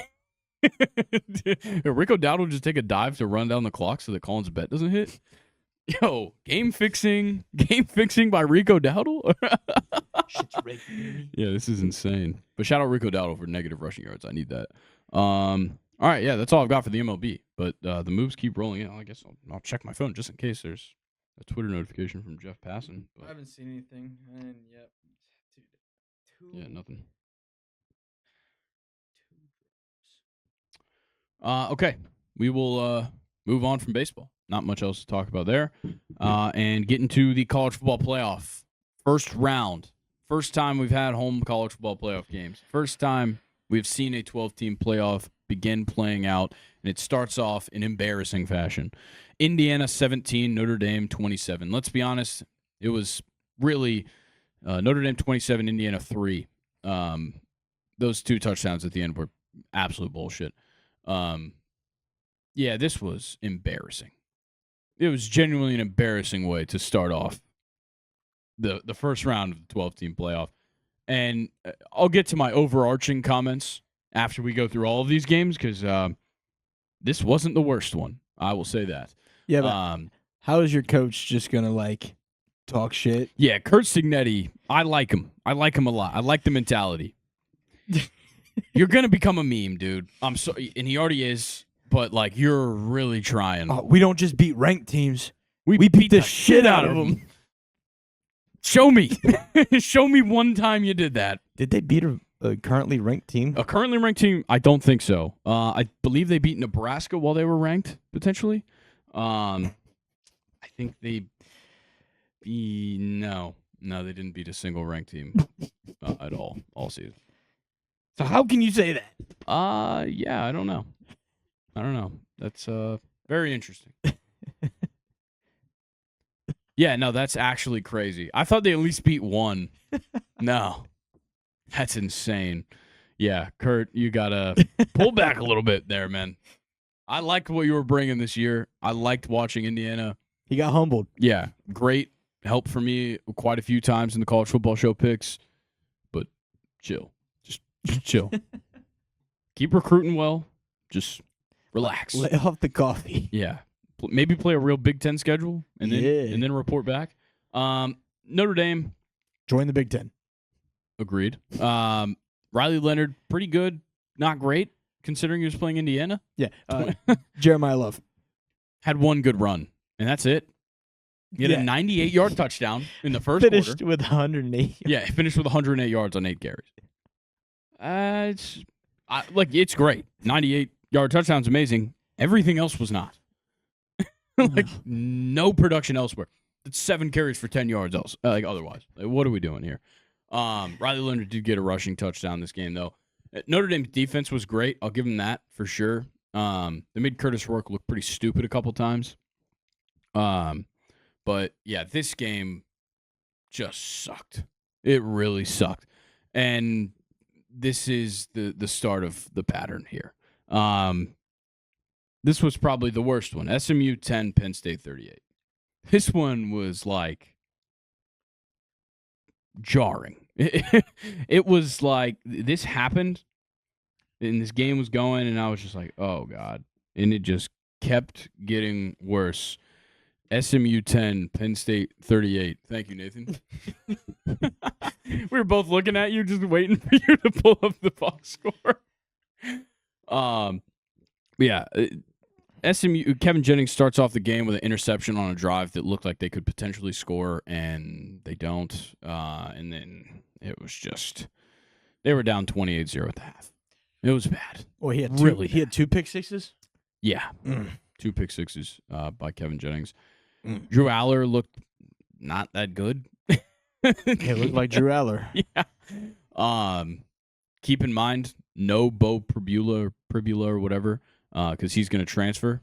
So Ethan Grunkmeyer, the true freshman, is the one who is the backup. He came in, he threw an interception, which was kind of funny. Running game-wise, though, you got exactly what you expected out of that Penn State backfield. Nicholas Singleton, 14 carries, 90 yards, and a touchdown. Katron Allen, 11 carries, 70 yards, 2 touchdowns. That's what I expected from Penn State this week. We know SMU does not have the strength. They don't have the depth to stop our rushing attack, run it down their throat, get points on defense, and you're good to go. This was one of the best defenses in the nation, statistically. So Penn State was obviously going to look good, and they did. And they gave up some 10 points in that second half, but and a home really game nothing. make SMU come there, bro. Yeah, wide out as well. It was written there for Penn State to win. It was pretty obvious. And once again, now we're looking, okay, the last game was the number 10 seed, got blown out in embarrassing fashion. 11 seed gets blown out in embarrassing fashion. Both of those guys at large bids that were the most arguable spots in the entire playoff. So it just continued the conversation, and then we get to the next one. Clemson 24, Texas 38. Relatively close game, 14 points, but it really wasn't, in all seriousness, a close game. Clemson got 14 points in that second half, but going into halftime, it's 28-10. It didn't really look like a game. Texas ran the ball all day. They really did not have to do anything. Jaden Blue, 14 carries, 146, 2 touchdowns. Quintravian Wisner, 15 carries, 110, 2 touchdowns. That was unreal. Like, they must have gone back and watched what Georgia did against Clemson in week 1 and just been like, we're going to do that. And just ran through them like it was nothing. Like, I thought Clemson's defense was pretty good. They're pretty good. It's a good physical defense. Could not defend the run at all.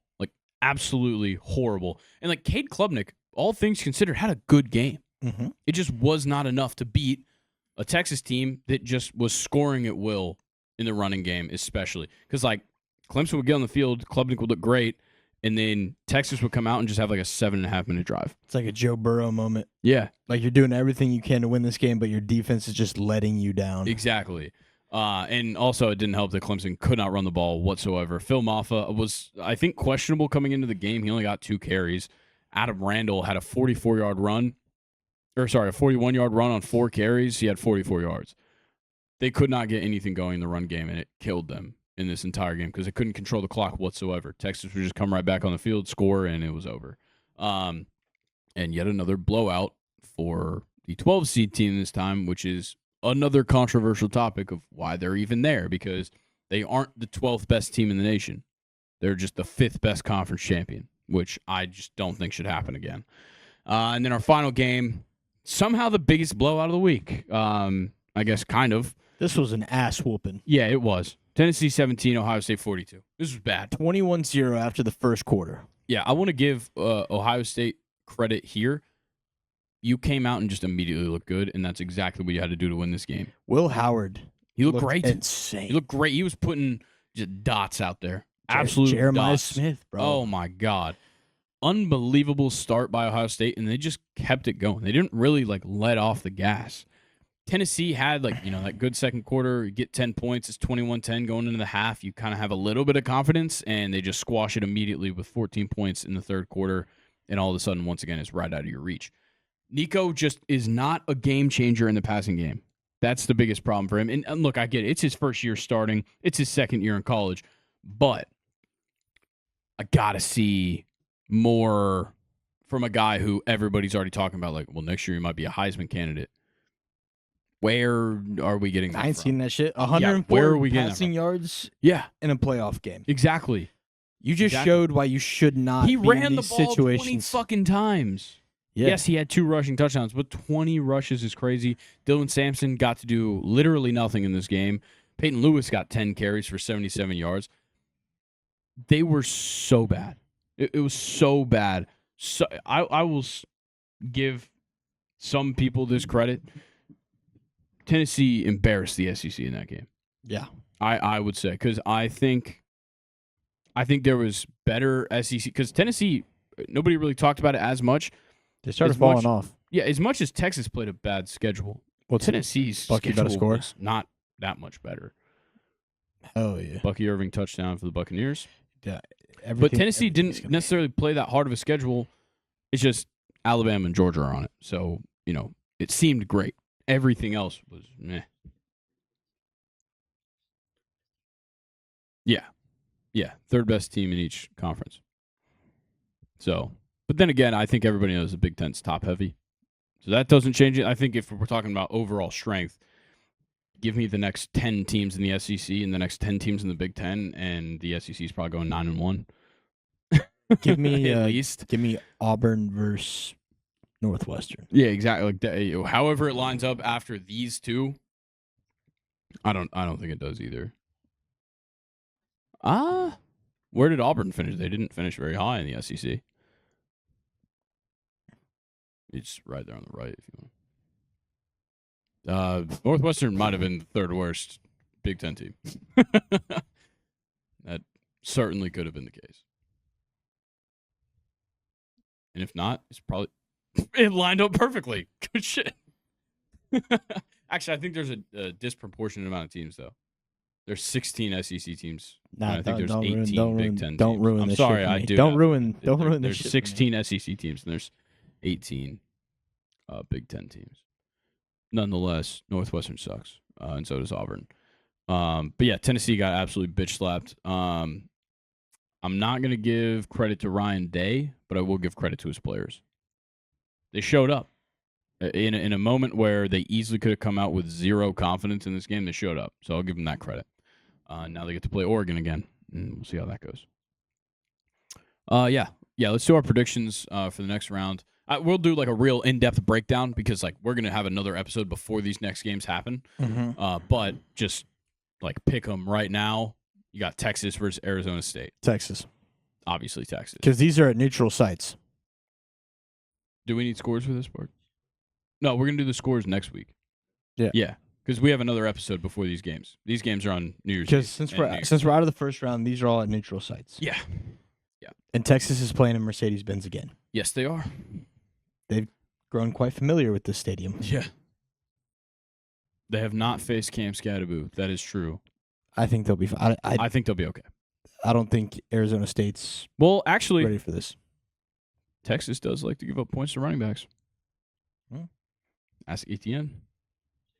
Yeah, in Mercedes and in Austin. No, I'm still going with Texas. Oh, I'm definitely going with Texas, but Cam Scatterbo might score 2 touchdowns. Might be a high-scoring game. Could be. Could be something like 38-35, Maybe. 38-28. We'll talk about it more once the lines are a little more set when we get there. Yeah, rematch. Yeah, rematch from earlier in the year. Ohio State, Oregon. Ohio State 2.5-point favorites to open. That's crazy. fucking insane. I'm going to Ohio State. Ohio State does have the history of the Rose Bowl. I'll give them that. I'm going to Oregon. If they can come out like they did against Tennessee, It does not matter, dude. Dan Lanning's a psychopath. Dan Lanning is going to kill Ryan Day from across the field. yeah, but does Dylan Gabriel have that dog in him? Probably not. I don't think Dylan Gabriel's all that good, but I don't think that I like this. I like that. I don't think that Will Howard has the I like that in this game. ability to come back from the bullshit that he faced. We're in that going Oregon. 1-1. I like Yeah. that in this one. Okay. I think this, Yeah. Oh, Oregon got fucked. dude, literally. You finish number 1, go undefeated, but you have the hardest route to the championship. Yeah. While Penn State has the It- easiest route. If I'm Oregon, I would have much rather have played SMU, Penn State, Indiana, or Notre Dame.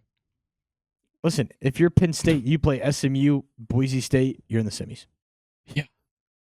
Yeah. No, Penn State has The easiest. the easiest route to the Orange Bowl you'll ever find. Yeah.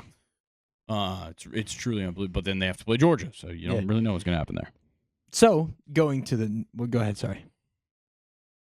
Yeah, going to the next game, Penn State, Boise State. Yeah, Penn Penn State By a is million. obviously going to win. Penn State just has too good of a defense. That's Yeah. the thing. Boise State. They're going to stop Obviously- Ashton. Yeah, like Oregon wasn't stacking the box against Ashton. He probably does go over 150, but also gonna Maddox have- Madsen's going to have like 9 picks. That's the problem. And Genty's Maddox Madsen is either going to throw interceptions or he was going to be part of the turf at the Fiesta Bowl. going to have like 32 carries. Yeah, exactly. And he's going to be exhausted by the second half. Yeah. That's the issue, is that Boise State doesn't have the ability to just like, first of all, Penn State's two running backs together against this Boise State team will have a better game than Ashton Jeanty has. Yeah. Nicholas Singleton and Katron Allen put together, like their combined stats will be so much better than Ashton Jeanty has in this game. Weird question. Guaranteed. Did Jeanty fumble at all this season? I think so. No, not much, but I'm sure he did. All right. Notre Dame, Georgia. Are we going to skip? Why'd you ask the fumble question? I was just curious. It just popped into my head. Yeah, I don't know if we'll be able to find. I don't know if they really keep track of fumbles in college football. It doesn't look like it. So that's okay. Have at it. Yeah, Notre Dame, Georgia. I think this could be a really close game. I don't think it is, and I know. Interestingly enough, on some sports books, Notre Dame opened up as the favorite. It's already shifted to Georgia -1.5. It's got to be Georgia. I think it comes down to who's starting for Georgia.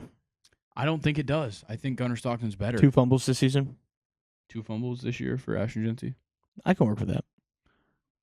I think Gunnar Stockton's.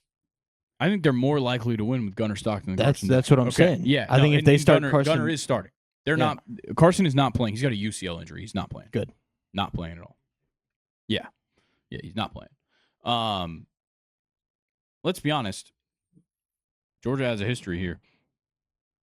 Go with the quarterback from the small school in Georgia. Seems to work. It just does. It just seems to work. It doesn't get much smaller than 1A Division 2. Or no, sorry, 1A Division 1. Sorry, shout out Rabun County. Yeah, no, Georgia's going to win because they can stop the run, unlike Indiana. Well, Indiana didn't actually do that bad of a guess. The run was just one play. Just let Dan Jackson loose. Oh, dude. Dan Jackson is going to be coming downhill on a Riley Leonard run. He's going to kill him. Yeah, it's over. Riley Leonard's going to be eaten out of a tube for the rest of his life, bro. And so what if Dan Jackson gets ejected? He'll be back next game. Yeah, or if it's in the second half, he'll be back for the second half of the Orange Bowl to do the same thing to a Penn State player. To Drew Aller. Yeah. Or Ashton Jeanty, you never know. I'm obviously taking Georgia here. Okay. I don't think we can. What has Notre Dame done this season that tells you that they should beat who I would consider and who was considered the number 2 team in the nation? That's my thing. Who have they beat? Who have they competed against? Northern Not a Illinois. single person. Yeah, exactly. The Northern Illinois game still concerns me. I know they're a much different team now, but still concerning the fact that that happened at all. But like, there's not a game that Notre Dame has played where I'm like, oh, that makes me think they could play well with Georgia. I don't know. They Notre realistically Dame just gets tricky in these situations. Yeah, realistically, one of the best opponents Notre Dame played all year was USC, and USC is a 6-6 team. They were playing a true freshman quarterback, and Wasn't it came like down. 45-38. It was like 42-35, and it came down. It was 49-35, and it came down to end the game pick 6. So it was really 42-35. Yeah, there's nothing about Notre Dame's season that impresses me, so I have to go with Georgia. Okay. All right, we'll be back. We'll have a little more in-depth analysis on Sunday or on next Monday's episode before this game happens. Real quick, biggest update or upset potential of these 4 games. I guess. Biggest If we're going by lines, Oregon beating Ohio State would probably be the upset in my eyes. Because I'm gonna go Arizona State, Texas. I don't see it happening. I think Texas can just. I don't have their way with that defense. That's my problem. Like going away from lines, I don't think a lot of people are expecting Arizona State to win this game. Oh no! Yeah, Texas favored by 14. Yeah, Texas favored by 14. Yeah. But no, nobody expects Arizona State to win. Nobody expects Boise State to win, and I don't think they can. I genuinely don't think they can. Yeah, I guess Oregon is probably, if we're going by the lines, if we're going by seeding, then obviously Ohio State because they're somehow the 8th seed. But yeah, I think whoever wins that game, I guess, is technically the biggest upset in my eyes. Yeah. All right, let's talk about some of the bowl games that happened. We had Ohio 30, Jacksonville State 27. The matchup between the conference or the MAC and the Conference USA champions. Fantastic game. Absolutely great game. And then not so great game, but a great game for DJ Lagway. Tulane 8, Florida 33 in the Gasparilla Bowl. Cool ass end zones in the Gasparilla Bowl. I don't know if you saw the pictures of the end zones in that game. Could you pull up a picture? Very detailed, like drawings on the end zones in the Gasparilla Bowl. I thought were pretty cool. But yeah, DJ Lagway, just every week for the last month, he just continues to shove in my face that he's going to kick my ass every year. Yeah, I thought those look cool. It's like a little like treasure map type thing. Yeah, those are sick. Yeah. Yeah, DJ Lagway is going to ruin my life for 2-3 years. That's what it seems like. Because he's awesome. And also shout out to the giant lineman that got that carry and then did the Heisman. 449. Okay, I was talking with Brock about this.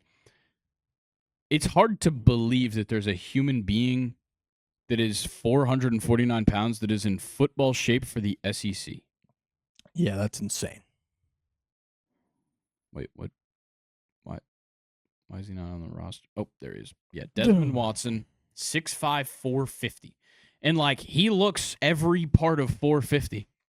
I'll say it. How'd they get a jersey to fit, bro? Certainly a custom, if I had to guess. But, yeah, look, it's awesome that he did that. It's just crazy. Yeah, I do love that it was on first down as well. Big man gets the handoff for Florida on first down. For a Florida Oh, no, for a Florida first down. Okay. 3rd and 1 does make more sense then. But, yeah, you're up 26-0. You can try that shit. But he gets the first down, which is outstanding. He was antsy, bro. He almost got a false start. Yeah. I would rewind it. Yeah, he's a D lineman. Yeah, bro. They probably don't practice this much. But, yeah. If anybody was wondering what Big X the Plug looks like at running back, that's it. Beach from Texas. Every time I see it, he looks bigger. Shout out to him, though. Nah, dude. No. Fuck that. I'm good. I want to breathe. God, I would die. Okay. Got a couple of good games at the end of this week. Nothing really good in the beginning or the middle of this week, though. We got Georgia Tech Vandy on Friday. Definitely one I'm looking forward to. We will see Pavia. I believe we'll be seeing Haynes King as well. So I was reading up about that. So now you can play 2 years. You could play 4 years in JUCO, I think. No, 2 years JUCO, 4 years. Oh yeah. 2 years JUCO, and then you could end up playing 4 years, but you could also medical redshirt. You could redshirt once and medical redshirt twice. So you can add another 3 years on. Do you guys think this is good or bad for college athletics? I think it's good. JUCO guys deserve the chance to have enough time to get playing time. That's always been my issue. I just think it's the JUCO guys is if they use 2 years of eligibility at JUCO, then they go to the NCAA and they only get 2 more years to try to make. You don't have time. Like they're essentially a walk-on when they transfer from a JUCO for the most part. Most walk-ons aren't going to get playing time in their first 2 seasons. Some of them do get scholarships. Yeah, some of them do, and they'll get it early as well if they're really good players. But I think there's a lot of guys out there, especially in other sports too. I think it's a much bigger deal. Yeah, it's a big deal for baseball. It's a big deal for basketball now. Football, it is. You just don't hear about it. Yeah, you don't hear about. Went to JUCO for 2 Tyreek years. Hill, Devondre Campbell actually went to the same JUCO. Yeah, didn't Baker go to a JUCO? I think so. In between, somewhere out in Texas, I'm pretty sure. That's where it's really big for football JUCOs is the Texas and Oklahoma area. Yeah, to a JUCO. A bunch of them go there. They play a year or two. Yeah. Then they get an offer from a school, normally SEC or Big 10, and then they work their way through and get a chance to play. Yeah, and it was a even more popular route in back in the day, like Fred Smoot that played in the NFL for a number of years. He went to a JUCO out of high school. So there's a lot of people that are doing it now, and I think I'm glad they're getting some respect and getting an extra chance at kind of creating a career out of it. I have a question. Yeah. Do we count those stats? No, because it's not the same. It's not NCAA stats. It's NJCAA or whatever. Oh yeah, true. They have a different league basically. Yeah. Okay. Yeah, so Georgia Tech Vandy. Who you taking? I'm going to take Tech.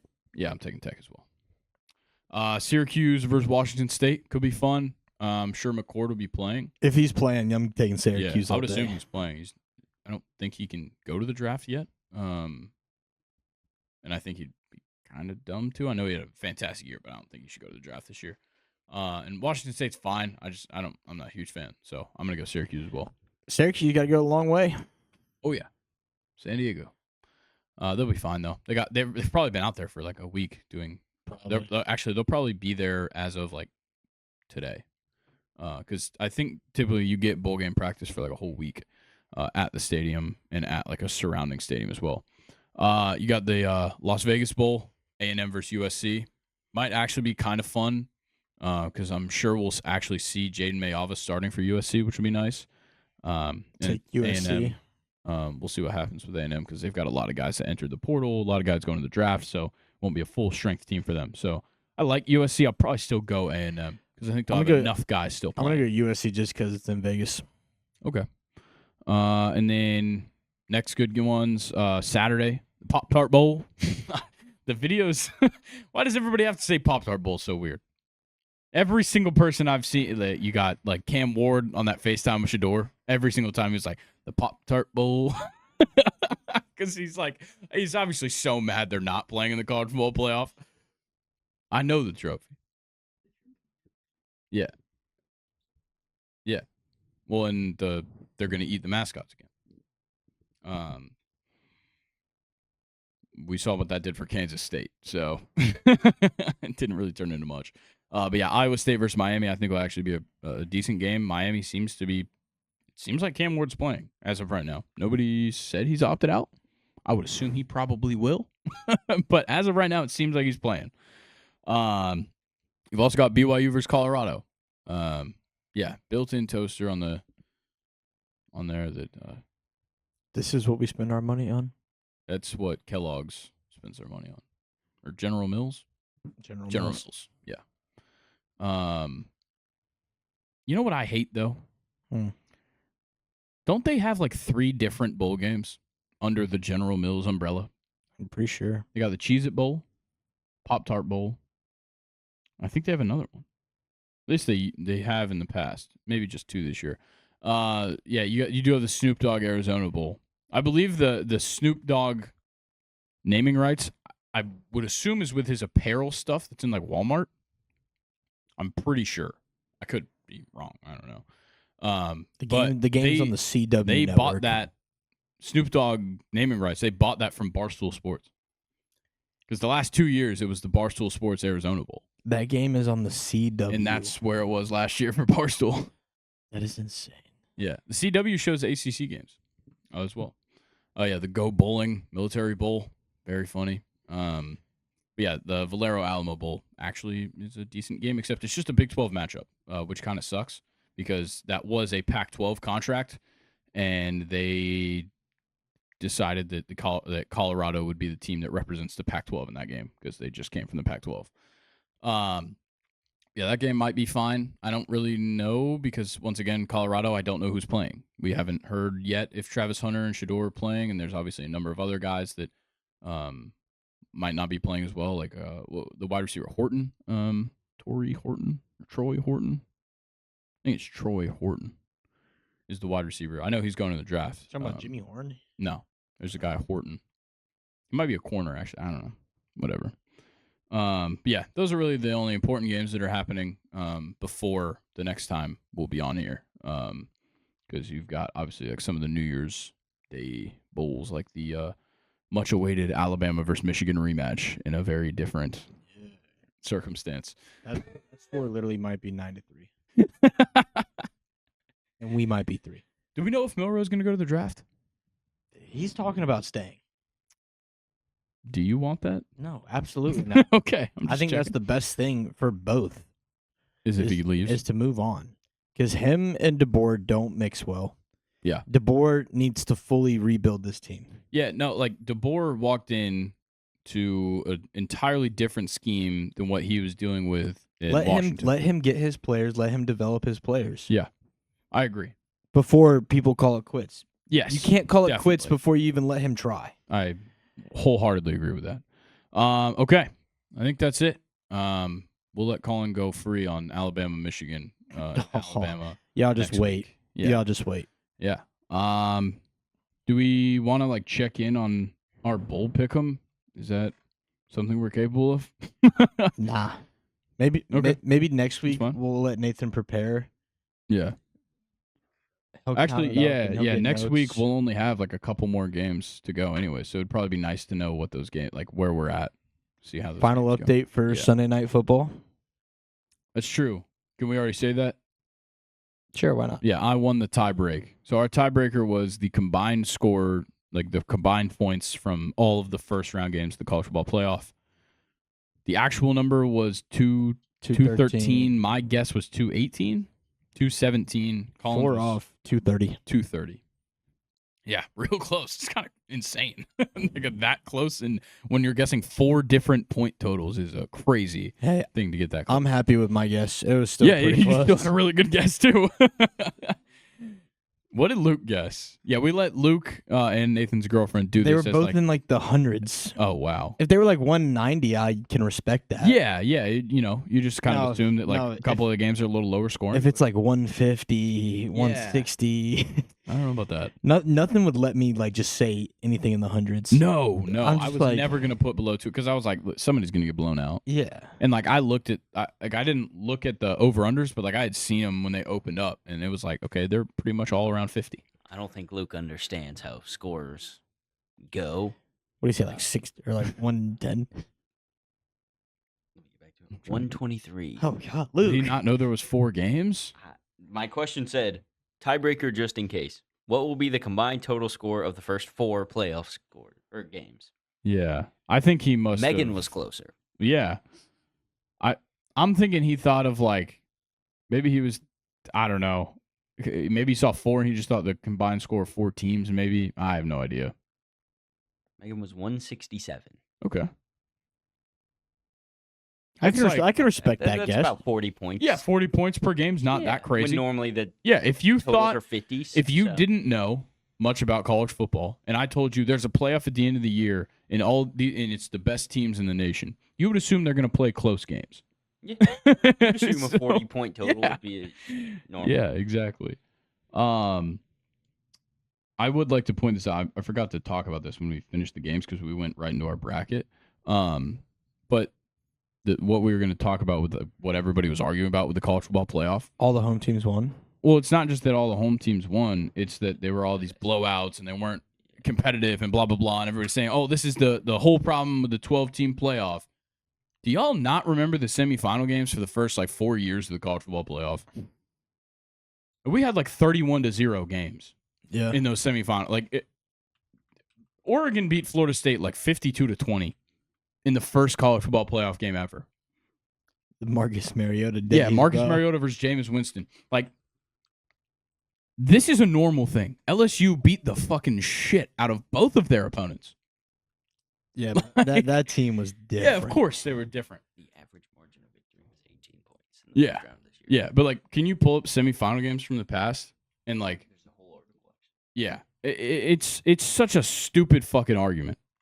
I don't we've always put up with shitty outcomes in the first 4 in the first games because college football's not even. Nobody's playing on an even playing field here. No. There's only so many teams that can win a national title, and we all knew coming into this there was not 12 teams in the nation that were going to win a national title.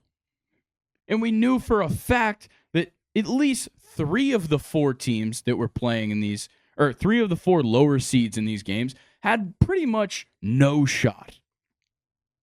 It was pretty obvious. All right. Playoffs started in what, 2014? Yeah.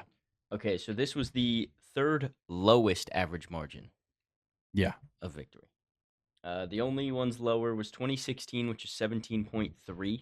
Mm-hmm. This year's first round was 19.3. What were the 2016 games? That was Clemson, Bama, Ohio State, and Georgia, I think.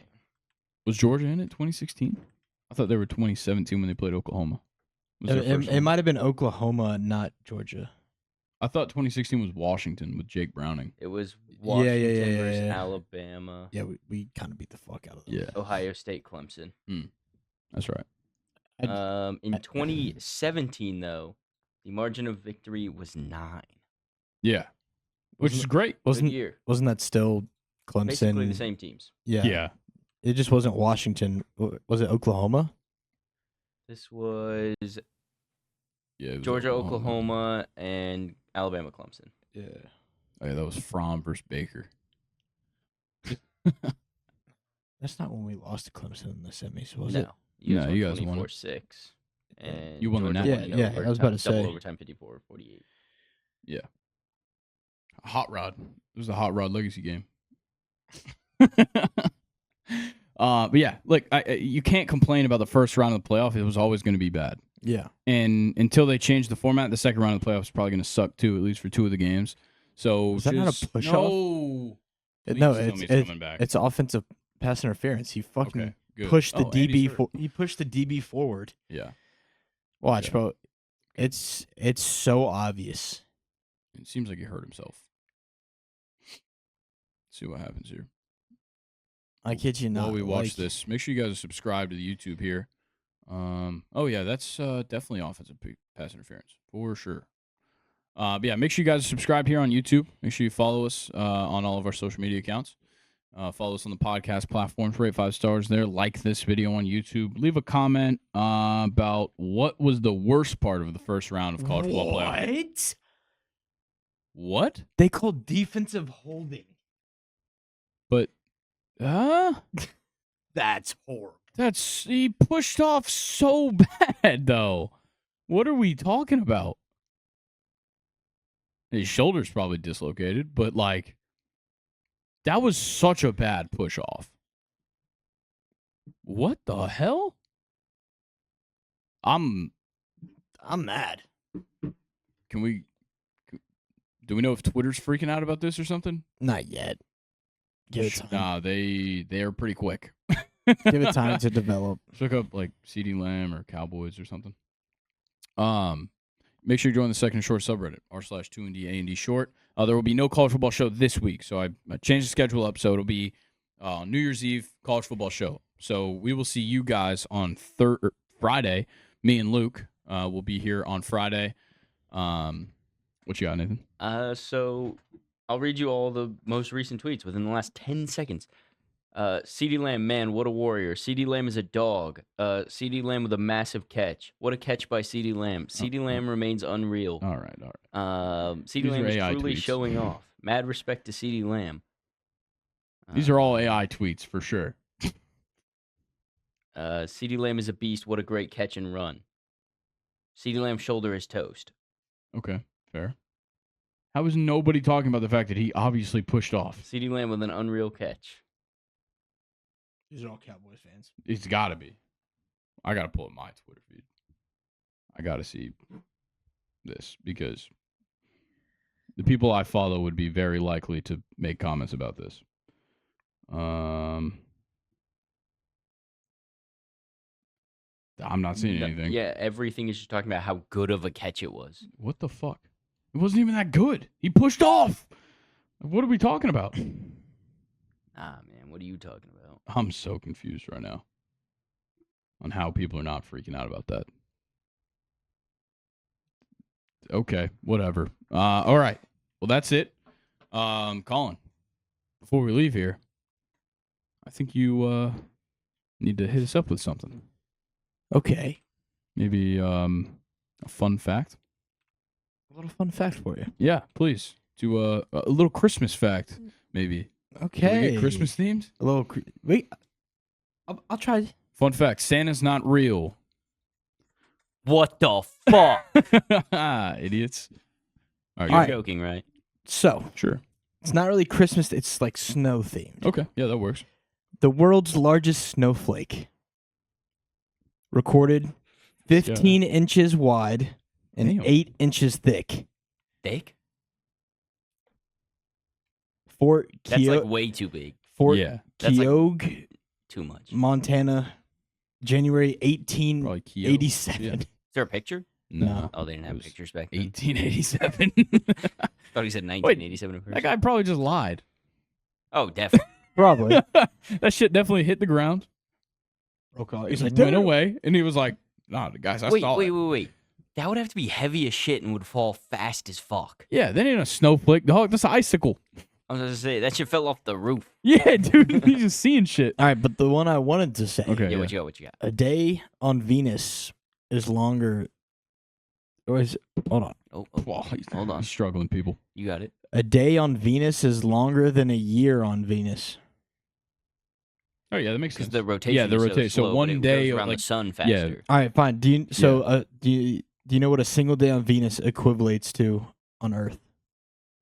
How many Earth days is I don't one know day if on Venus? equivalent is a word. Hold on. Sorry, hold that on. distracted me. Let me give it a good guess here. Does it say equivalent? You said how many years to days or I'm days to probably gonna days? You say years to So a days? single Venus day is I'm equivalent. I'm going to say that it is Wait, where is Venus? 275 days. Hold on. Which is Venus closer to the sun or Yeah, further? closer. Closer. Venus But is it closer to the rotates sun. slower. It rotates slower, but it takes less time to get around the sun. I'm gonna go with we're talking Earth days. I said 275. We're talking one Venus day. Yep.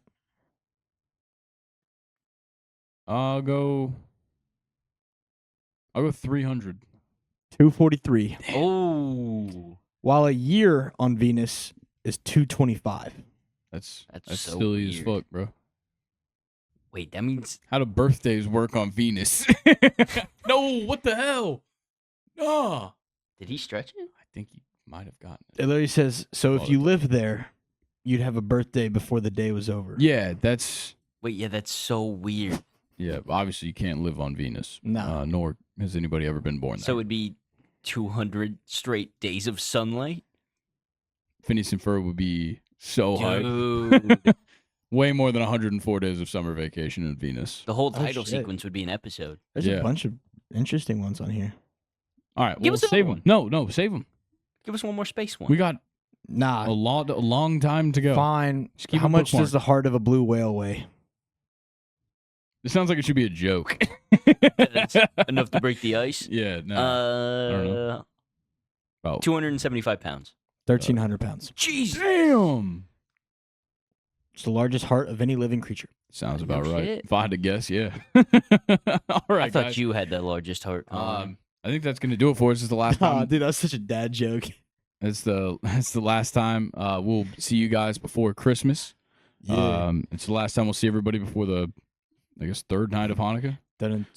So if you celebrate Christmas, Hanukkah, Kwanzaa as well, we won't see you guys before Kwanzaa. If you celebrate Kwanzaa, if you don't celebrate anything, enjoy the week. Otherwise, Merry Christmas, Happy Hanukkah, Happy Kwanzaa. Thank you, and Happy holidays in general. To everybody out there, we'll see you guys. We'll call and see you guys next week. I'll see you guys on Friday. Got NFL Week 17 this weekend, very close to the conclusion. Merry And, Chrysler. Thank you. And yeah, excited. We got a lot of stuff going on. So, with that being said, we'll see you guys later. Enjoy the week. Happy holidays. Bye. Peace.